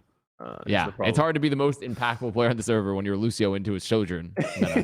I do think it's worth doubling down on what you said as well. Like it's kind of sick though that they dropped a bag on a fucking main support Lucio player, and he kind of like it probably didn't justify the salary because it was probably so high, but like he lived up to it. he was sick this entire season. He was good, and they really made good. top 3 at their own homestand, and so that was awesome. But dropping the bag on a main support player, maybe you should reallocate some of that budget and get like a star Sojourn player instead. But you learn and move on. Toronto Defiant. Yeah, I mean, that's just the Defiant way. I heard something interesting. I was looking at it, and Defiance, their market cap value for like the overactive media, their like whole brand, it was like 15 million Canadian dollars or something. That's like their market cap was 15 million Canadian. Their buy-in to the Overwatch League was like 30 million USD. So like no, their buy-in was like double their entire market cap, more than double their market cap, essentially. Like that's just the Defiant way. That's just the OAM way, right? It's 20 million. It's 20 million now. Come on now. That's still, even if they spent only like 30, because they bought in season 2, right? So it was at least, the rumors are 30 to 40 mil buy-ins. Like, sure, they paused their payments, but that still means their buy-in, because it's USD. That's Canadian. It was like 100 million Canadian a year ago. It's down 80%. It's legitimately crazy, like how that works out. It's some interesting stuff. It's down 80% in a year. Yeah, it's just oh my god, not exactly nice to a lot of companies right now, especially VC firms. But even when they were rumored at 100 million Canadian, their buy-in for the Overwatch League was still, if it was 40 million USD, is still like almost over half their value as a market cap. Pretty nuts. Whoever sold them on that investment is like got away. Holy with shit! robbery. Who fucking buying? You see that buy order? Yeah. Oh, God, 20th of November. That's Adam Adamu buying all the shares back. Buying the bottom. Back up. That person's He's buying rich. the bottom of his company. Yeah, like doing a buyback. That's a That huge buy order's pivot point right there at crazy. 0.225. If it gets back up here, I mean that's a six times your money if it gets back to Wait, 150. Top listed 10 on the most shocking Toronto? financial decisions. Are they only Are they only listed on the Canadian Stock Exchange, I don't know if they're on like or are the they on US the one. I Stock have no idea. Exchange too? But yeah, I that's just wanted to one of point those that out when you said like, wow, that's really dumb that Defiant did that. I was like, well, let me just show you something. Let me just tell you something real quick. Also, about like, some things. can we stop taking like esports in investment groups and like going public with them, like, or FaZe is down like- some mad money dude, too. FaZe is dude. Do you want to buy FaZe stock for $2? Yeah. Their FaZe is stock like- is down. FaZe are they going under? 80 Bad. to 90%. There was a report that FaZe only had for next year. They had like essentially enough they had enough budget in the bank to last 3 months. Get next year. FaZe up right now. Really? Yeah, look I at remember the looking report at was it. they had like 20 million cash on hand, which was like enough to last like 3 because months. my god, they spacked to 18. Wasn't it like 18 or something? They peaked at near 20. Right? Yeah. They 20. Yeah, 20. And now they're down to 2. I can't see Like, because what happened? it's Like too. what happened? Well, the thing is, that's it's like a 6 month. Oh wait, well, like how long It's- ago did they peak? At the very beginning, It's probably when they went public when they and IPO'd. Ace 11 in August. Yeah, that was when they IPO'd. They SPAC'd, was right? then. They didn't IPO. They So they're down from that's 20 to 180. So they're down. What is that? they're down below 90%. $2 now. 90% Shit. in 5 months. Wait, so they went public? They are public. Yeah, well, yes. they SPAC'd. So So Explain dude, what a I'm telling SPAC you is right to now, our... well, it's like merging. It's like another company takes your company public, basically, and it's like a merger in a way. I'd have to like get the exact definition, but like FaZe themselves didn't go public. To SPAC, you have to have another company that helps you go public, basically, is like the most layman terms possible. But pretty much they did go public, and essentially, did go public, and I'm telling you right now, dude, it looks like a fucking pump and dump. Like, but that's not even the most shocking thing. Retail investors, boom, and they got fucking. The shocking thing is their cash on hand. There was a report from like Ryan. I don't know if you know Dust2, like that reporting thing, like Dust to Us or whatever. Yeah. It's like Ryan. I forgot his last name, but his name's like Ryan something. He reported that FaZe has like 20 million cash on hand, which is enough operating budget for 3 months. So they only have enough cash to operate for 3 months in 2023. Is supposedly like the reports thrown about them. So yeah, rough times out there. A SPAC is a shell company formed to raise capital to acquire an existing company, which stands for a special purpose acquisition company. Yeah, so like it's creating a shell and then like helping them go public, basically. All right, we should probably move past this. Sure. We should probably move on. No, but I think it's interesting. It's a funny graph. It bothers me as well because like the people who probably like helped them make public, like made the bag and then they just leave it in the shitter and don't give a fuck because they made their money. And then they're gonna probably some of those FaZe people are gonna get back into esports and be like, hey, look at where you built our empire. Then we got the bag and we don't give a fuck and now we're building a new brand. If they fall below $1 after what is it 3 quarters or 3 months or something, they'll get delisted from the stock exchange. So they don't give a fuck because those people already got the bag and they're just like, we got our money and now we're gonna do it all over again because all we care about is money.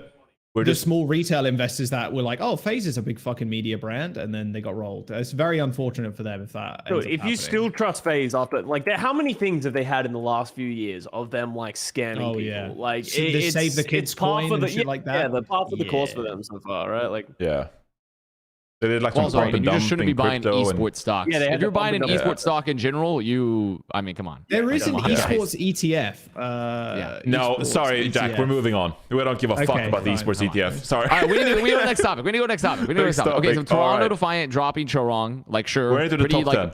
We're into the top 10. I think Atlanta Reign rumored to sign Chio and Fielder.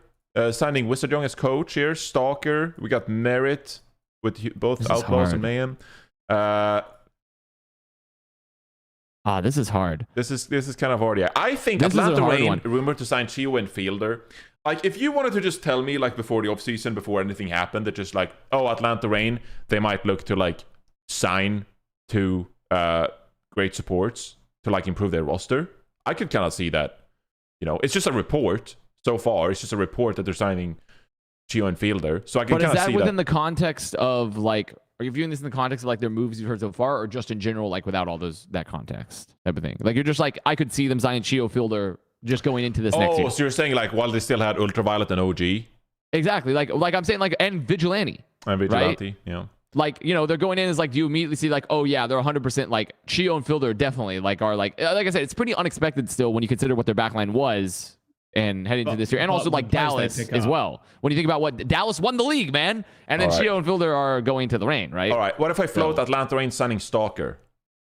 Stalker, not like by any means like a star player at this point, and Atlanta Reign being like, hey, we want to sign Stalker to our team. I think that wasn't as shocking to me. Like, I think if anything, that was a big question of like soul, but I think it was like somewhat. If we're talking most shocking, Lip, bro, out of all the three. No. We're talking least shocking. We're talking next. So number 10. Shocking? Yeah, this is the number 10. We're doing the least. Number 10. I mean, yeah, I'd probably. I'd number 10. So, Stalker probably then. Stalker. Yeah, I think I'd maybe put and then Stalker. Lip. Yeah. If you want to go like full Atlanta Reign in this little block here. I think that's fair. Yeah, I kind of think all of Atlanta Reigns, aside from maybe like the Chio, because the Chio Fielder one is so crazy because they literally just won the league, and the rumor is they're going to another team. Right? Yeah, like, we didn't know about the Dallas thing. I mean, like, you could put in here like Dallas Fuel, like letting their roster. You literally could just put it, but like still, but we don't really have any confirmations that the team's exploding. It's more just like we don't know. Even more unsubstantiated rumors. Yeah. So I think I would put I think all of the Rain stuff would go here minus Chio and Filter, potentially. Yeah, I agree. All the Atlanta Rain Stalker, stuff? then Wizard. Yeah, I think Wizard so. Young? Stalker, Wizard, then Lip, yeah. No, you think Lip at number 8? Or number, yeah. Yeah. I think that's more surprising. I mean, come on. Atlanta Rain signing Lip has to be fucking high up, no? Yeah, I mean, Atlanta Rain, it's definitely should be above Wizard because Wizard is like weird, but it's not like, but like, oh, that's I'm bizarre. talking like, I think, like crazy. Yeah. I think this Lip signing is like more shocking than like Houston Outlaws even cutting Dante and Merit. Really? I mean, Outlaws cutting Merit, dropping yeah, sure. Merit Cutting Dante is wacky. Like, that's it's wacky. wacky, No, but I don't think cutting Dante is the craziest thing in the world. Like, no, I mean, okay. he's a good tank player, I guess. Like, we don't know his is he role. a tank player still? It's not clearly defined, and so like could see it, you know. I think it's more so he was foundation with Outlaws, and also he had been someone that's like universally like he's always been really good in every role he played. He's always been really good. He came out. He was the unofficial. He's in my opinion the unofficial MVP because he literally like even in the outside of Junker Queen, he was still a good tank player. You know. Yeah. I was like, holy shit! Like I'm like Outlaws wouldn't have existed without Dante. Like they literally wouldn't have existed without Dante this year. And they then, would have had Smurf instead before that trade went through. If that trade had gone through, yeah. If that trade had gone through, they would have had Smurf. So Houston Outlaws with Smurf in 2019. I don't know. I think Dante was a pretty shocking one, but I'm willing to put Dante's because of the overall performance and the Outlaws. Still, I'm willing to put Dante towards the bottom half of this top 10. I think. Yeah, I don't know. I just think I agree with the flexibility, but like if you see the writing on the wall of this offseason and you're the Houston Outlaws and you're Junkbuck, like you're looking at this and you're like, there is going to be a lot better, more experienced tank players. Do I want to gamble that Dante's going to keep the good times going, or should I pick up, like there's a litany of players that are like currently. Well, it's more so like, would they want to use him to still play DPS? Is what I'm saying. Would they want to like try to utilize him and play probably DPS? Probably not. Dante can hang as a top 5 DPS player in the world right now. Do you still think Dante can hang? Because remember, DPS players have gotten fucking bonkers. As far as I'm aware, Dante still doesn't have hit scan in his pool, so he would be like a trait to Echo Genji player and stuff like that. And if you can talk about his comparison, they have Pelican. Do they need Dante? Yeah, that's true. Yeah, that's totally fair. So yeah, I mean, I think Dante's, like I said, should be towards the bottom half of this list. I think 8 is a pretty fine spot for it. Also, I love you, Dante. I hope someone picks him up and he's a starter and he absolutely dominates. Yeah, I mean, he's such a good player. Such an incredibly good player. I hope he finds a team. I really want him to. I mean, be on Dante is like the quote unquote the face of North America right now, right? In Overwatch, like there's no star bigger than Dante right now. So we all love the guy. He's super humble, super nice. But it depends on the aspirations of the franchise as well. If the Houston Outlaws go like, we want to fucking win the Overwatch League, do you like bet on Dante being that guy to play tank for you, or even filling in as DPS? I think Dante could play for like pretty much every team in the league, but like it's hard for me to justify like going all in on Dante if you want to win the league. If Houston Outlaws were just like fine with being like top 5, sure, yeah. But I don't know what their aspirations are. And maybe he had got the bag. Like maybe 2 years ago he got the bag and they were like, sorry man, we can't renew the bag. Can't afford you anymore, yeah. So I also, as I said, it's just it's a result of this off season as well. I think generally Dante would have been safe, but in the free agency pool there is Smurf, Fearless, and Hanbin right now. Yeah. Like you go for one of those guys if you're the Houston Outlaws and you have the money to spend. Yeah. Okay, so the next thing is like, do we do probably cutting Merit and then signing Merit? Yeah, no, I mean, okay, all right. Can I float the New York rumor that they were gonna pick up an underrepresented gender? But so here's you can float it because we're in this point now, right? But I'm like, to me that was so shocking because it was like so incredibly heinous. Yeah, I think that's very close to the top for me. Okay, like that was a heinous move. That's literally you saying we're abandoning the league entirely. We don't care about competitive integrity at all, literally at all, and we're willing to set up marginalized gingers to fail. Yeah, and then they said they were going to get a team psychologist to help them, knowing that they were going to get absolutely fucking flamed and blasted. Yeah. It's almost like they should have experimented with their actual like like way to go about it by picking up a Calling All Heroes roster and like making sure they get everything right before just like, let's go into all.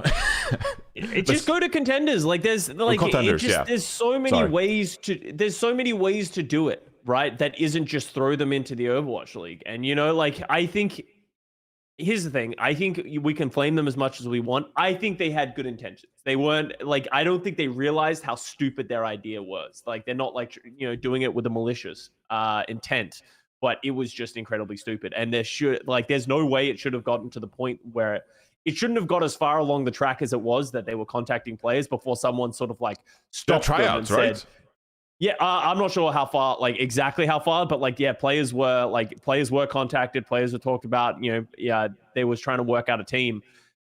Someone should have stopped them by then and been like, this is a terrible idea for all of these reasons. Yeah, and when this was happening, I, completely aware of my position. I'm a white male in a very privileged position, and I work in the most competitive kind of like aspect of Overwatch. And so I made the point that like, I don't want to be the guy shitting on this incentive and be like, oh, this is awful, because I do think that they had good intentions as well. They wanted to do something like, they wanted not revolutionize, that's the wrong word, they wanted to be like the trailblazers. Like they wanted to actually like, fuck, let's get this thing on the road. But even like, I didn't want to be the white male who just came out and shat on this idea. So instead I made the effort to just like, okay, don't listen to me, don't listen to me in this regard. I'm retweeting Lemon Kiwi, Aspen, Missliss had a great article at the time as well. Like, don't listen to me on this topic. Listen to these folks who are like literally the most important people when it comes to this topic right now in this field. And they were all universally like agreed, and we're just like, this is too early. This is the wrong way to go about it, and there's better ways to go about it. And hopefully, at some time in the future, fuck yeah, let's fucking go for it. Because I think everyone wants an underrepresented gender roster, or even like, a mixed roster where like players like Gurio is able to play with teams in the Overwatch League without having like a fucking like a magnifying glass put on them and being like singled out and all this shit. Are you referring to Geggery? You mean Geggery? Yeah, sorry. Yeah, he said Gurio, and I'm like, I'm sorry. Geggery, yeah. But yeah, I think everyone wants that future, but it's not there right now. And so I made the effort instead and just like, hey, listen to the most important voices when it comes to these topics, and that is, Aspen, Lemon Kiwi, and Miss at the time, and just like, hey, listen to these folks. Don't listen to me. Don't take my word for it as a white male. Go listen to these people because they know like the fucking way to go about it. So, yeah, it was disappointing to say the least from New York, I guess. I think you're giving them too much credit, personally. I think they did it because they wanted to cut costs across the board. They wanted to just have English speaking players. They wanted to have things that they could sell the sponsors extremely easily, and they just didn't give a shit about how they performed as a roster. I think they wanted to use them as a gimmick. Myself, I straight up believe that. If it ever came out that like someone admitted that that's what they were doing, I would fucking put them in the ground, right? I personally believe that was what it was across the board. Yeah, is that they wanted to cut cost and do that. But you're making such a big assumption, right? Like you don't know that about them. Like that is a pretty big claim to say that they were doing that. Like they could have, like as you said, there is 100% a path forward, but I don't think I want to just jump on the bandwagon and just be like, these people were trying to, because it's essentially, if that was their mentality, they are trying to actively hurt marginalized genders. Well, I also don't think they were being malicious in the fact they're looking to hurt people. I just think they found this is the best dollar to spend ratio possible. It makes more sense for them as a company to do that because you cut your costs, get minimum wage players, you have no expectation to win or support them super heavily, and then also they're more attractive to your sponsorships and partnerships team because they're English speaking, and also you can also reach a female audience. It just makes sense business wise. It literally just makes more sense business wise. I'm not saying they're malicious about it. I'm simply saying they just didn't care. That's just my opinion. But I mean, like I said, I'm not going to leverage I'm not going to be here for no, what you're saying makes sense, but I think we don't know, so we're not willing to continue on that rant. You're right where you're coming from, but I don't think any of us is willing to go out of our way to just assume that was the actual case. But you're right. I think it should be, at least in this position, it should be in the top 5 most holy fuck moments of the off season. All right, in my personal opinion. Well, I think Wizard Jong needs to go down. Sorry, I'm looking at his list. Atlanta Reign, Atlanta Reign is that crazy. Where would it go? Under Stalker? I would put it near Atlanta releases Kai. Oh, really? down there. there. All right. I think it's just a coach signing, right? Like it's not that shocking that Wizard. Yeah, fair enough. Right? Actually, you know what? You got a good point. Okay, you're right. Yeah. All right. Okay, we got about 25 minutes here, so we'll wrap up nicely here when we're done with this list. Should we go from top down now? To make I think we go merit. No, I think we go from the bottom still. Sure. Yeah. I say we go with the two merit sense. news. Houston Outlaws calling merit, and then Florida Mayhem signing merit. Maybe? I think Florida going above Houston as well. I was not expecting Merit to go to Florida. Yeah, I think it's fair. Yeah, that's pretty fair. And here's the thing. I think this offseason is like Goomba's dream because it's like is he still with the team? We're in.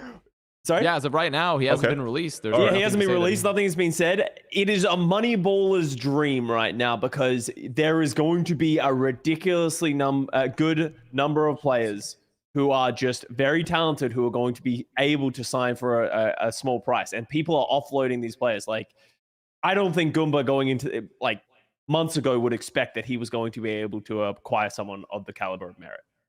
Oh yeah, he was actually his last tweet about the matter was he was a free agent still in negotiations with Florida, actually. Yeah, that's what I thought. Like not quite a restricted free agent, but how much is this Albert Ye doing his, I don't know, analysis on the situation and picking up Avast I think I'm going to tell you, I think my opinion is it's the opinion of there's an insanely ridiculous free agent market and teams have all the leverage.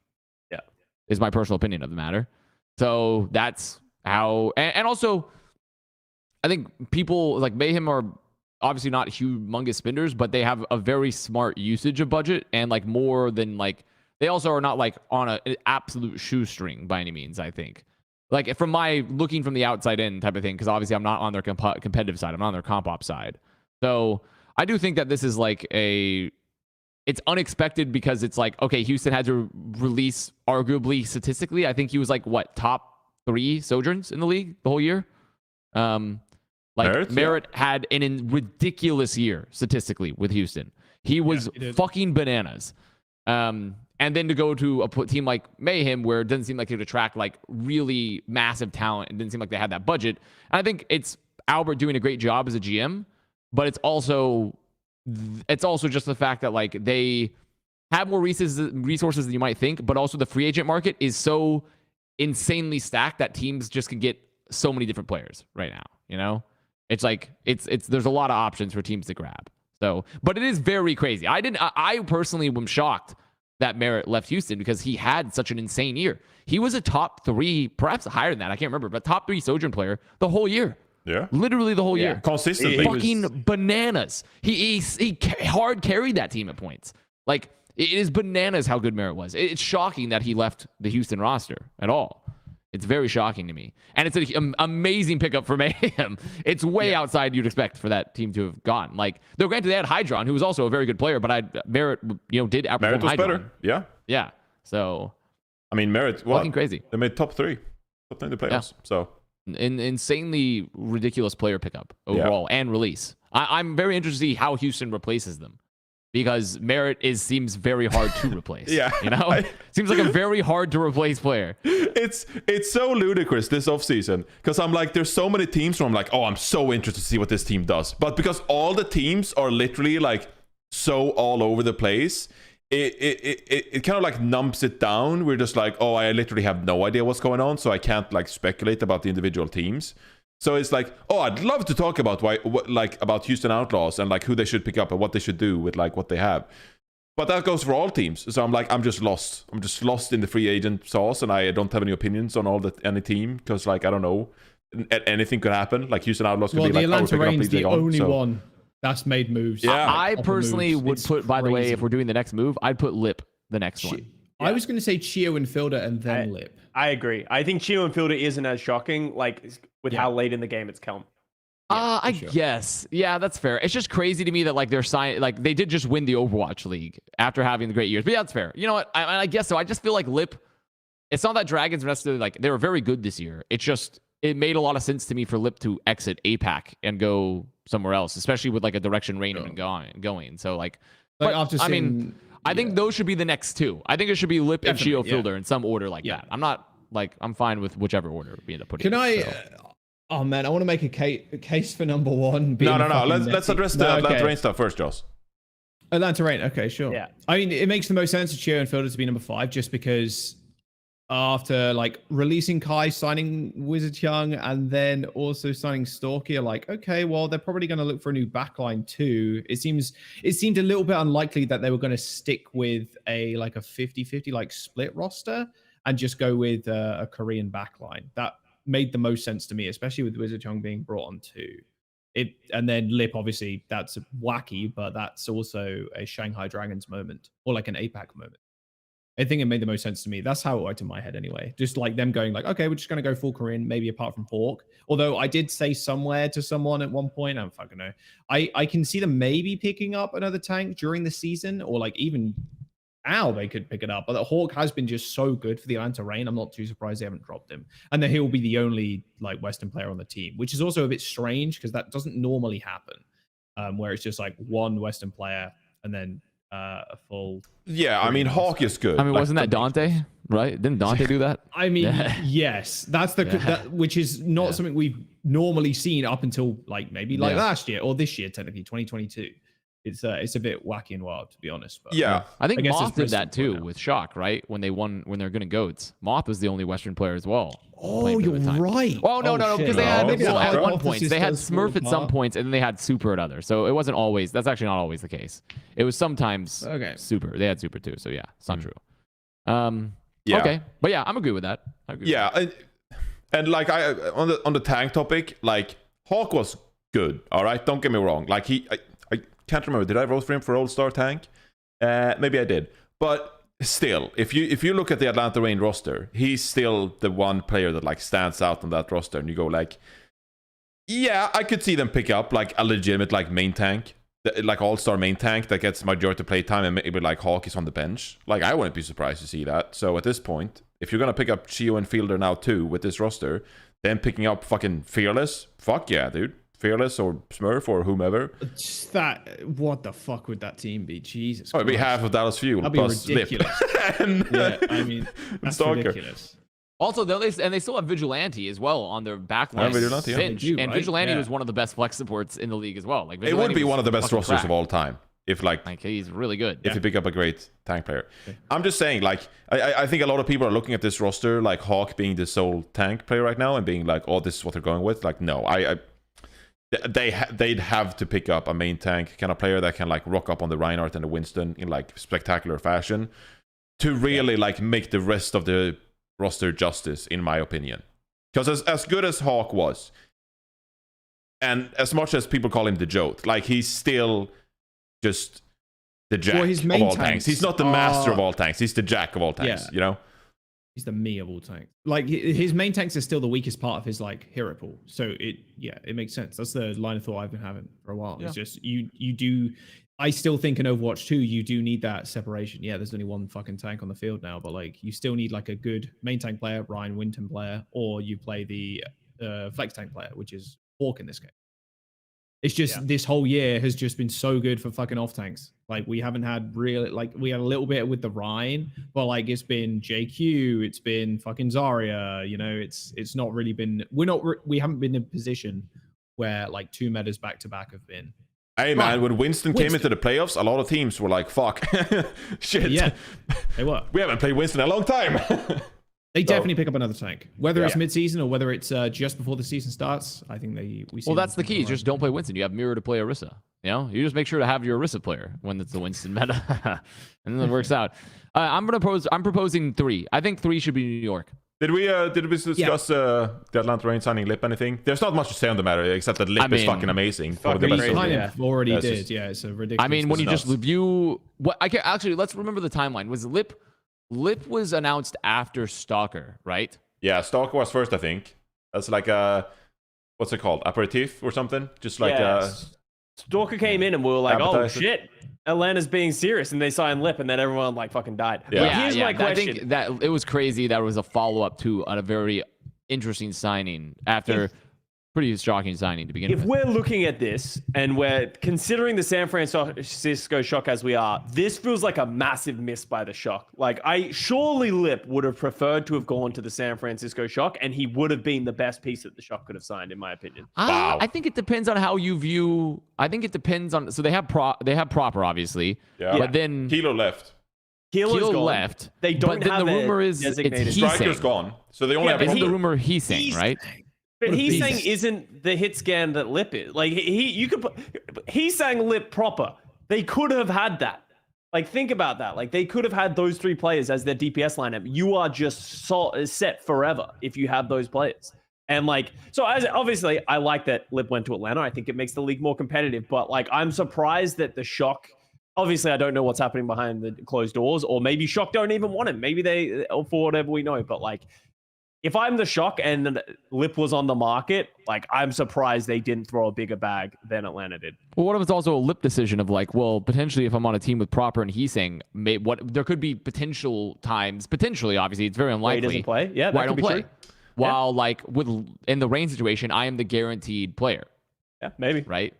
So there could be like that sort of things. But I personally think I think Lip is just an insane signing coming off the Stalker thing, a Stalker signing, and like Rain. They clearly, out of all the orgs so far, I think there's still a lot of deals we haven't seen yet because there's a lot of agreements that have been made under the table, right? That we're going to come to pass once free agent window hits. People are just waiting to get paid. Yeah, pretty much. But like Rain, and also you can't officially even announce them, right? So like on top of that, but Rain has clearly had the most impetus and direction this offseason to make moves, and like seemed to be by far the most aggressive with spending money to build a roster. Because all of these are like sales. Yeah, they're buying them. That's That's why they can announce them. It's like these aren't free agents they're picking up and signing. These are people they're buying. They're paying a buyout and then bringing them onto the roster. So like they are willing to drop good money, it appears, this offseason to build a really competitive roster. So very I do love cool. That's a great show podcast topic though. Like where should Lip actually has gone by Custa? That's fucking show business right there. Where should Lip have gone? All right, so we're in the top 3. I think Number 3 is New three is York. definitely New York because the I other think 2 3 is New pieces are insane. We've already touched on it, Really? but yeah. I mean, Soul Dynasty. Yeah, I'm with Johnny here. Number 2, releasing I know what Profit. Johnny's about to say. Really? Yeah, You I think it is shocking that they are release 2 Profit. very different. Like, oh my god, But that's the thing. It's not like Soul only released Profit or he was one of the players that went. It's like they dropped their entire roster. So I feel like them dropping their entire roster plus Profit, I would put number 1. But like because of your using the context that they dropped their entire roster, it's shocking to me they dropped Profit. But like it goes back into what I was saying. Yeah. We don't even know what they're doing. As I a get team. that. That's fair. But do you also not consider get it shocking in some ways that no one would buy Profit? I think how much money do you think Profit I don't was know. earning with a buyout? I'm not I sure. think would have been no one is willing to spend that money. Well, I mean, would assume you don't think Lip was at least a similar level of potential? Like, and Shio and Fielder? If I Like, had to guess, I'd think Profit make more now than Lip. I don't know.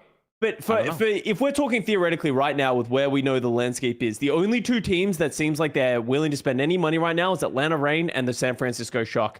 Atlanta Reign have already thrown a bag at Lip, and I don't think the San Francisco Shock need Profit. Yeah. I mean, also, Mayhem bought Merit. Yeah. But I don't think that's paid the anywhere buyout close for to the Merit. number I mean, that it was a Profit's getting. sale. So, But that was Merritt's rookie season. Like he was probably on a 1+1. His salary probably wasn't ridiculous because he was first year in the league compared to Profit, who won the championship and then got signed to Seoul and then has probably renegotiated since on Seoul. Yeah. His contract is probably north of like, a couple 100,000. So it's And also like, he's the GOAT. and he's the GOAT. And like, there's so many things. Like, I think his buyout probably would have been crazy. So I think Seoul probably tried to shop him. enough. That's why he was the last drop. But I just don't think anyone was. Also, in terms of shockingness, like, if you're from Soul Dynasty's perspective, was he like the most important like player in the league for them? Like, if you're simply looking from like a general manager kind of perspective, are you like married to Profit? Realistically, could they have just like moved on and been like maybe they're rebuilding, maybe they're trying something else, maybe even like his contract expired or something like that. I guess what makes it a bit more shocking is that they like released him from his contract, not like they bought him out or whatever. I guess I'm just trying to think of like how shocking this was. Like, is Prophet really like the best player in the league, like the most wanted player in the league right now, or it's like his kind of like stature kind of like, you know, fading? I mean, sure, his stature might be a little less, but that's just still because he's like, sure. I still think like any team, you'd be dumb to not. There are almost like there are essentially only 2 rosters that were coming into this out of this offseason that technically Prophet go anywhere. Literally could go anywhere. He's Hyperflex. He can do whatever he wants, right? But there's only 2 teams in the whole league that I would argue that like had a caliber of player to where you don't necessarily have to jump at a Prophet, and that was Proper with Shock. And that was also maybe Kevster with Glads. And that was it. Yeah. Like, there's no one else in the league that really had that insane hyperflex potential. Pelican for Houston I don't think his stature was still the level of Profits. I just feel like Prophet in this day and age and what he's shown us recently, like maybe he is like 38-year-old LeBron or whatever, where like you go like, well, how many teams around the league would actually like, oh, we need to pick up Prophet? Like, how many would just like foam at the mouth, just like, holy fuck, Prophet is free, we need to sign Prophet? Like, because like Dallas Fuel, if they had their, you know, championship winning roster, as you said, San Francisco Shock, Atlanta Reign now with Lip, like how many teams are realistically just like Prophet is on the free agent market and we need to sign him? Like maybe like 12 teams? I mean, 14 I still more? feel like that's a pretty. I mean, that's 12 out of 20 still- teams is a lot of teams. Who other player? What other player commands that level of like I must fucking have him? Would you rather know have what I mean? Smurf and or Prophet? Also, Prophet is still, he's the fucking GOAT, but he's also always the face of Soul Dynasty at this point. Being honest, like he's probably one of the more popular players in the league when it comes down to like DPS players, at least 2. I think you're madly underrepresented, Prophet. I mean, to be fair, I would take Smurf over Prophet just because of Overwatch 2's tank system. Yeah. Sure. Like I would take Smurf over Prophet. But like if I were to come to a close second, it would probably be Prophet right after that. I think you're just underrepresenting Prophet like massively here. Maybe like, I am. Think maybe about how good the player is, how long he's been around. Like, I think you talk to a lot of people that watch the Overwatch League early on in its life cycle and have stopped watching. Maybe they've come back. They'll still fucking remember the guy because he is that good. And you'll probably, maybe they haven't watched it since 2018 or whatever the fuck. And you're like, oh, well, how's Prophet doing? He's still fucking great. He's still the fucking GOAT. Like, oh, he's still in Soul Dynasty. Yeah, he's in fucking Soul Dynasty. Like, kicking He ass. is still like one of the most scary players in the server. Like, if you go into a match and you're like, oh, fuck, they're Prophet. Like, yeah, that is true. So he's insanely good, insanely flexible. But sure, I'll give him a 3. I mean, I think New York is more tabloid scandalous, but from a competitive aspect, it's like whatever. But sure, like so, I think it should go. Then I think we're probably we're gonna do New York second, Netties first. I mean, Netties was like obviously that was obviously gonna be number 1. Worlds in coding, it was gonna be number 1. Yeah. I mean, we discussed this somewhat. Kind of came out of nowhere. Half the league, bro. It was like a tactical 25 kill streak, tactical nuke, boom. No one had marked their calendar. Just like, oh, when is the NetEase China license expiring? Yeah, exactly. That might be noteworthy. No one had it on the calendar. Not being able to renew, like, and then not renewing. And then I don't know about you guys, but I was in Australia at the airport about to fly back to LA. I'm with my mom, and I'm like, oh, this just happened. I'm talking to Sabrina about it, and I'm like. Well, I was like, how does this affect the league? And I'm like, I don't know. Yeah. It's probably a problem. And since then, it's just been a cascading effect. I have a job next year? Where are you guys on the existential crisis chart right now? Because, I mean, when it dropped, I didn't go into a panic, but I went into a, like, what's my LinkedIn profile looking like kind of mode. Where, like, it was not panic, but it was like being real though, Johnny, like I don't think you're too far off with that shit, honestly. Like I feel like a lot of the time, like in my head, I'm always in survival or like close to being in survival mode. There's been 1 year in the league where I was like, okay, I'm in survival mode. I need to fucking objective survive, like, and when this came out, I was like, oh shit, new objective just dropped, survive again. And like, it's very close to being like, oh, holy shit, like what's happening? I mean, that is the bad part about being esports talent, and that's part of why Avast is where he is now. That like you're always like wondering like, where's my next gig? Like, and we have it lucky in the Overwatch League that we get to work an entire season, and then very long contracts, whereas some of these other esports talent are working like individual events, and they're like, holy fuck, where's my income coming next month, you know? So we're lucky in that regard. But I mean, yeah, that's the life of esports talent. You're always like living year to year, and in our case, and sometimes month to month for others. And a good you gotta be on your example feet. of this, I will always reference back to this shit. Remember Heroes of the Storm, how the talent found out about Heroes of the Storm? They literally found out via Twitter that they didn't have a job. Like, talking to Wolf at that time, many such when cases he was in doing esports. HOTS, yeah, it's like he woke up one day and he was like, yeah, I fucking checked my phone. Oh shit.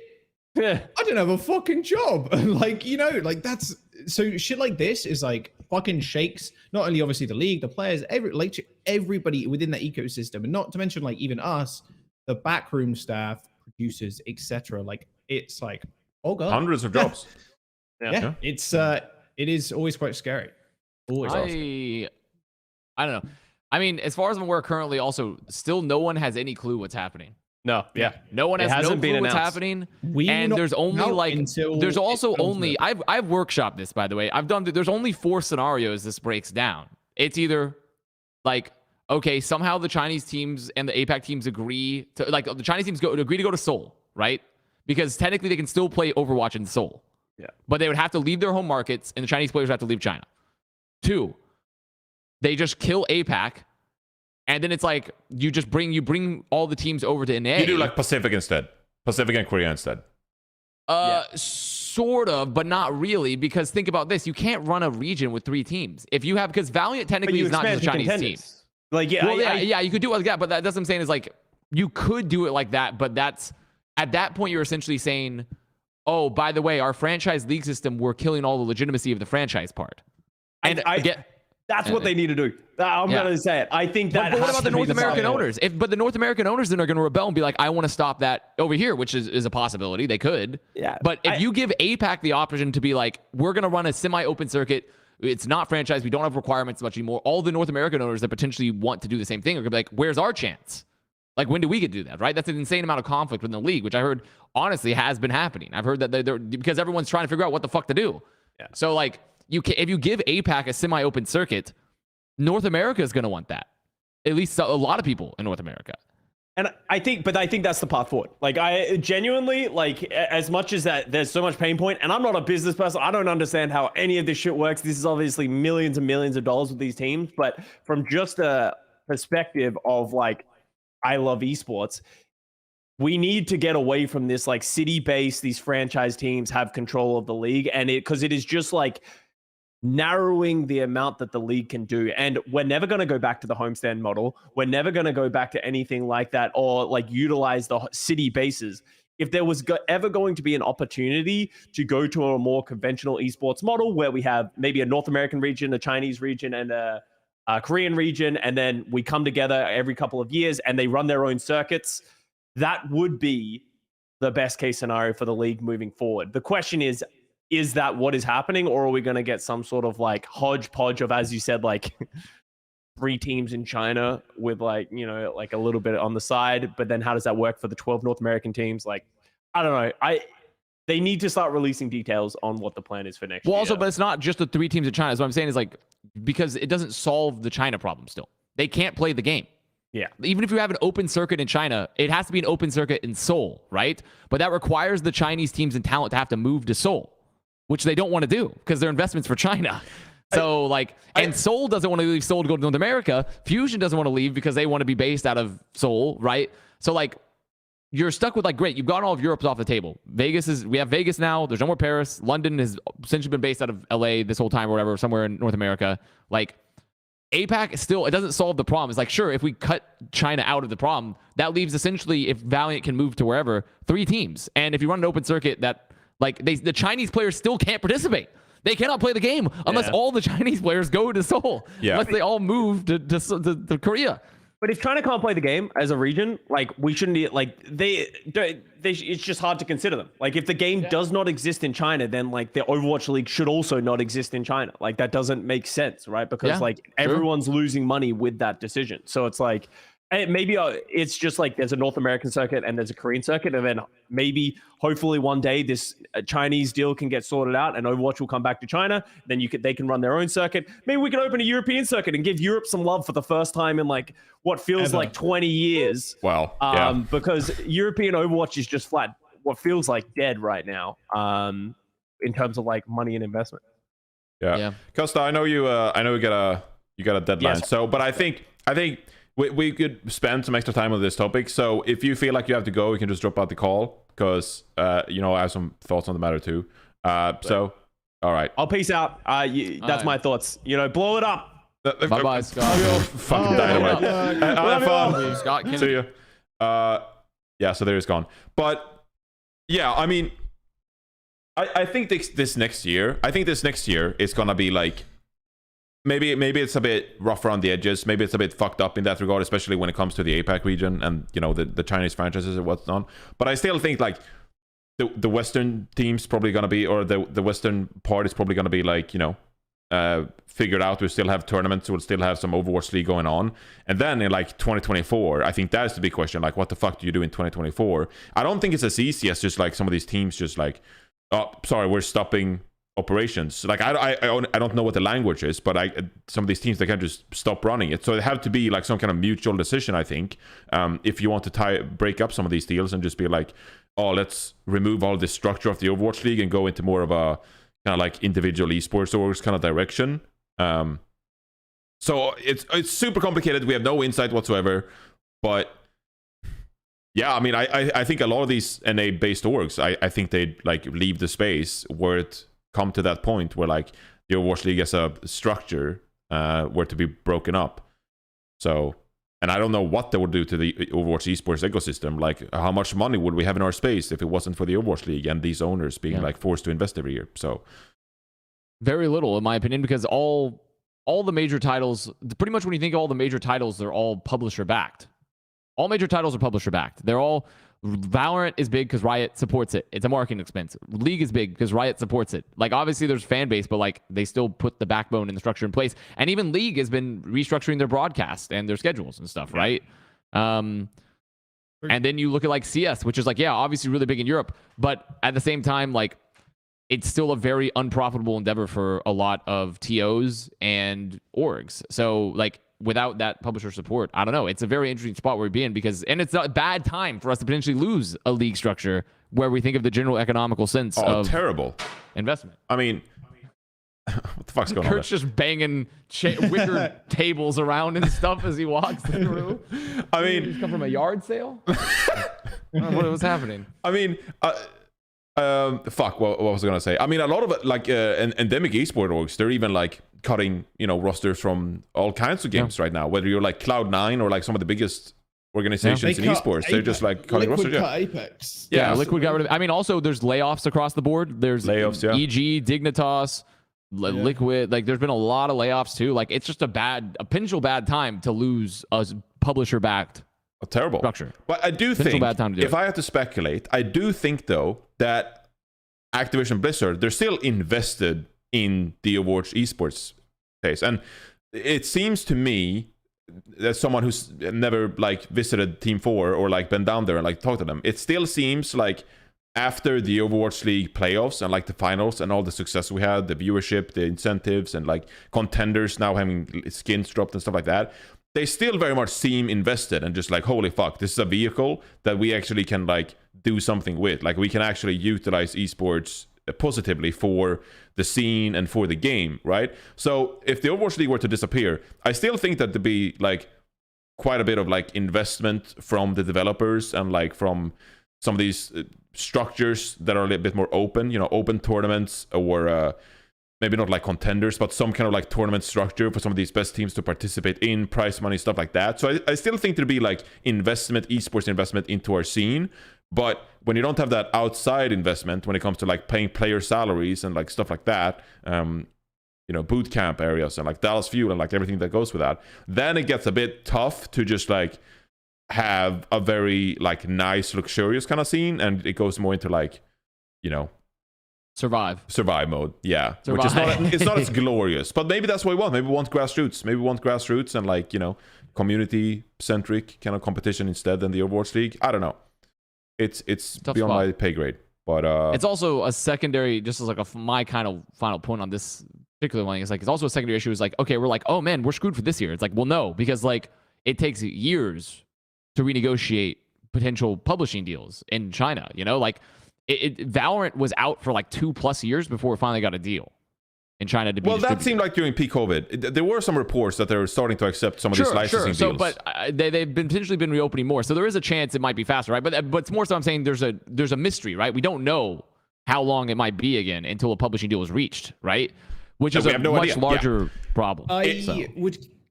I would caveat that real quick with something that Avril was talking about, because me and Avril were talking about this. I don't know when it was, but he was saying that in China, especially when you do approach the government or whoever like handles this kind of stuff with a new game, it takes infinitely longer. Hence, we see with Valorant versus a game that is changing, because Overwatch 2 isn't Overwatch 2 in China. It's like Overwatch Reloaded or like Overwatch something. There's like a subtitle to it, but it is still Overwatch. So in theory, it would take less time for Overwatch in this instance to get republished versus something like Valorant, which was a brand new title, brand new IP, to get put into the market as a new game. So to caveat that, yeah, sure, it definitely does take a long time, but I don't think it will take as long as it will, for example, Valorant, which took the 2 years. So this is I don't want to go. I'm more so highlighting the indeterminate aspect. Like, I don't know. It could be short. It could be long. Like, it's more so we don't know, because also when you think publishers, like, who are some other major publishers, since NetEase is probably off the table, right? It's like, isn't Tencent one of them? Yeah. Is Tencent going to distribute their direct competitors' games necessarily? Like, I don't know. I don't know if we're like I said, I don't know enough about all the publishing scene, right? But like, there's not like I'm assuming there's not a ton of different publishers, so it's just an indeterminate thing. We're up in the air. Like, I'm not saying it's impossible, like it's not going to happen. It's more so who knows. Like, I literally don't know like what is going to happen with that. Like, it's very strange. And people are referencing that like this Microsoft deal has stuff to do with it, and I'm just like, in what capacity? Like, to me, it just like from very basic principles, it seems that like Microsoft probably wants a deal with NetEase, no? Because they want their game to be sold in China. They want to generate revenue from the Chinese market. And so it would be bad for Microsoft if they have to go through the ringer and not have anything of that nature set up in place already. So that's what it seems like to me. But I don't know what the fuck, if there's an what's it called, FTC in China, and like they're, I don't know what their legalities. Yeah, so I just, this is a quick Google. I was just wondering how Microsoft like sell things in China, and they do have a partnership through another company called Shanghai Blue Cloud Technology or 21 via net. I don't know, but like, this is a very quick Google. Hey, maybe, but I'm saying like, if Microsoft already have a deal with someone else in China, there's a potential, if the Microsoft acquisition doesn't end up going through, etc., then maybe a negotiation through a different partner in China through Microsoft would be their kind of the route for Blizzard, Activision, whatever, to kind of go through there. So it's a very bizarre place to be in. It is. We are living in bizarre so world fucking currently. bizarre. Like, very bizarre place to be in, especially because like it's also inverse to Valorant, where like I wouldn't say Valorant ever was like, because it grew everywhere else, like the Chinese component was not integral, when like we are very clearly in agreement that the Chinese component of our scene is pretty integral, unless we were to like radically shift our, which is crazy, because pre-Overwatch League it wasn't like really at all. Like the Chinese scene was pretty, like, to be honest, awful in 2016, 2017. We, you know, I had the fortune of going to Shanghai, and like it was really fun to participate in the APAC Premier event, and like that was a good event. I think it was like Banana Culture is the company name, with like the guys who set it up, and they did a great job. But like Chinese Overwatch wasn't like huge by any means before we got investment from Shanghai, Hangzhou. They were silly. They were super silly. Yeah, they were the silly scene. They played like Road Dogg and shit. So they were really silly. I don't know. It's just such a bizarre place. It is definitely. When I saw the news and I saw the implications, it was definitely like the "where were you" moment of like my jaw dropped. I'm like, holy shit! Like everything was like on the up and up, like, and then randomly, like obviously there's still all the sub factors, but then like, oh yeah, by the way, like essentially we just cut off 70% of your scene almost. Like 60 to 70% of your scene was just like removed overnight, snapped by a publishing deal. I'm like, holy shit! Like I don't even know what the hell to do. I don't think the quote unquote Western scene with like North America and Europe needs China to be like have a flourishing esports scene. But globally, for a global league, of course, China is like integral in that case. So for a game, not even like a league. Like think about how big China is as just a market for like video games. Yeah, I mean, it's hard because like I don't have any statistics on Chinese Overwatch, right? So like I have none, no idea. Well, okay, put it this way: they have like 4 servers for League of Legends, and then a challenger server. So like in terms of like player base for other esports, they have multiple League of Legends servers and a server that you can only enter if this is still up and running. I think it's called the Champions server or something that you could only enter if you were a certain rank, and even that was like super fucking popping. So it's pretty big, well, also large. And then also you're seeing from a league perspective, if the majority of the viewership, which it sounds like it was the majority of the viewership, is still from China and has been that large proportion in terms of a global esport. Yeah. How do you go back and like from a sponsorship perspective, it's like, well, we've lost 50% of our eyes overnight, right? Because they can't consume our game. How do we sell sponsorships like at the same value, right? Like how do we do that?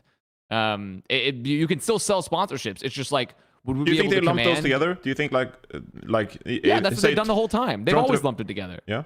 Toronto Defiant, just like here, we're selling sponsors based on the Chinese numbers of the Overwatch League. I think overall, like I'm talking from a global broadcast perspective, I think overall NA numbers matter more. They care more about North American numbers for sponsorships. Those are generally what we more, as far as I'm aware of how Overwatch League, and that's how a lot of sponsors in the West operate. We are selling for a Western market. So the numbers for the West matter more. But when you think about like global interest and like bringing people to be like, hey, look at this thing, you obviously talk about your global numbers. So if you lose a bunch of your global numbers, it's still like bad about like bringing interest to the table.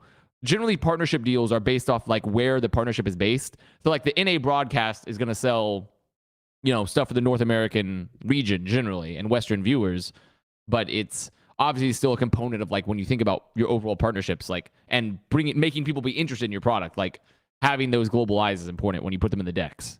So you don't think that like the playoff numbers? I don't think it's gonna be catastrophic necessarily because I think most of our partnerships are based around North American audience and numbers. It's more so just it's not good. It's just something that makes an influx of sponsors next season after the playoffs numbers and the Butterfinger success and that stuff. Not necessarily. I don't think so. Sure. I don't think there is. I don't think there is because there's just less sponsors in general in the water right now. Oh yeah, you're saying because of the economy that like there'd be less sponsors. Yeah, I don't think I wouldn't necessarily. I would say in like if we were back in 2016 and we had a pop in grand finals, like okay, like we have a good chance potentially of like we have new release in the game. We can attract some sponsors, right? It's just right now the economic activity, the overall investment level for like sponsors and stuff is like, and most people and most companies I've seen across the board are moving towards a creator-based investment system, not esports-based. Yeah. Because it's like it's the same demographic. Like it's like we want to be in front of young people. More young people watch creators than watch esports, right? And so like and they're more active campaigns. I'm not saying that like it's not possible. I'm just saying right now in the current situation, it's just a rough time for it to happen. So I don't know if there was going to be guaranteed new sponsors for Overwatch League next year because the market just shifted so heavily for sponsorships and investment money. Yeah. So 2023, I think it'll continue to be pretty rough. We'll see where we're at in 2024, but 2023 might continue to be pretty rough when it comes to the economy and like to follow through this year, like what we've gone through this year with fucking the economy and everything. And I mean, look, you're gonna fucking know when Scott's back in Australia, I'm back in the UK, and Johnny's back in Sweden. You're gonna know, baby. Oh, we're all taking flights around the same time back to our home countries. That's really weird. That's really fucking weird, actually. What the fuck? Yeah, I mean, you can even see it at the Esports Awards. They're out there fucking. They're somewhere off the weird center strip in Vegas, and they're just ripping straight YouTube clips and Twitch clips for their ceremonies and stuff. Money's hard. That's sick. Money's hard right now for the industry. It's hard work out there. All right, going back to the list, we've completed the list at the top. Just going back to the level of shockingness, like when that report hit, when like the official Activision Blizzard report hit, like I read the press release on my phone in my couch, and I was just like, "Holy fuck, this is massive!" Right? Oh, like because it released like the first 30 minutes, I was just like, "This is massive, right?" like, I'm not getting this wrong. Like, this is very, very important. And I was just like waiting for it to be leaked, and like no one really picked it up, and it just kind of got like posted on Reddit, and people were like, is this bad? Like, there was no leaks on like so many other things with Activision Blizzard that it just kind of came out of nowhere. They're just like, oh, this is a thing now. So I was very shocked, incredibly shocked. So number one, there you go. Jeopardizing the entire Overwatch esports scene with NetEase and their Blizzard license. So there you go. All right. Any final thoughts, guys? I think This we're was gonna an wrap it interesting here. way to do it. This was a very interesting way to do our yeah. news segment in the ranking way. We're never doing it again, but we had so much to go through that I think it was pretty fun. So Yeah. No, it was. It was a good, cool way to do it. I mean, I think like there are probably more points we could have like touched more on, but honestly, we have so much. There was 20 topics because Scott was only here for 2 hours. Like, it's just impossible to do it all. yeah. You know? I mean, this was like a month of us being off and not talking about any esports topics, so we had some stuff to catch Everybody's up on. been busy. Next week, I guess, we're actually gonna have to pre-record next one because I'm leaving on the 27th. So I don't know if you're working the 26th of Avast, but yeah, we'll talk I know about I'm some... off. I don't go back to the office till January 2nd. So. Oh, look at that! You guys get the holidays Wait, off. so we have to this do it fits. on Monday? We have to record on Monday? Yeah, we do because I leave on Tuesday. Actually, Monday night. I leave on Monday night. Where are you going? Or is it no leaks? I'm going to Florida. Going to Sweden? I'm going to Florida. Florida Celebrate New Year's. again. Yeah. Oh man, Oh. I could have been in Florida at the same time. We could have hung out, but no. I'm now. I mean, I'm Florida in is Texas. quite a large state. I don't Yeah, know but if it's I still would have like made the we could have detour. planned a day of it. You know. I might go Yeah. to Miami for a day, so I don't know if you guys. Yeah, are based well, out of it's Miami. not possible. I'm gonna be in Texas with my. I was in Austin here with the Plat Chat guys, and I'm going to see my family in Dallas until January 2nd. So, That's poggers. Yeah. Yeah, that's nice. Yeah. Yeah. So yeah, I think we're gonna leave it at that, and then next week we'll talk about some of the first signings being trickled out. If no, it doesn't delay it again. No Yeah, more it doesn't get delays. No shifted more again, delays. yeah. We'll see. Knock on wood. Dude, if it gets, I think this free agent window when it pops though is gonna be insane. Like there's Yes. so many deals done to where it's gonna be like a barrage of news if they have their graphics ready. If everyone's ready to just announce right off the bat, it depends. They might the not have the graphics stuff ready. ready The 'cause graphics ready. Yeah, Release. like the tweet. staff might not be working because of holiday stuff. So like we'll see. Yeah. All right. Brent's player of the week. You guys have any candidates? Oh shit. Oh, Friends really? player of the week. Who is Messi? Messi. Oh, Messi for winning the World Cup. Yeah, Messi for winning the World player Cup. of the week. Yep, Yeah, there we Friends player of go. the week, Messi. All right. Congratulations to Lionel Messi. Jot that down in the Google Excel sheet for Brent's player of the week. Thank you for joining us, guys. I wish you guys Merry Christmas, and I'll see you next week. All right. Merry Christmas, everybody. Merry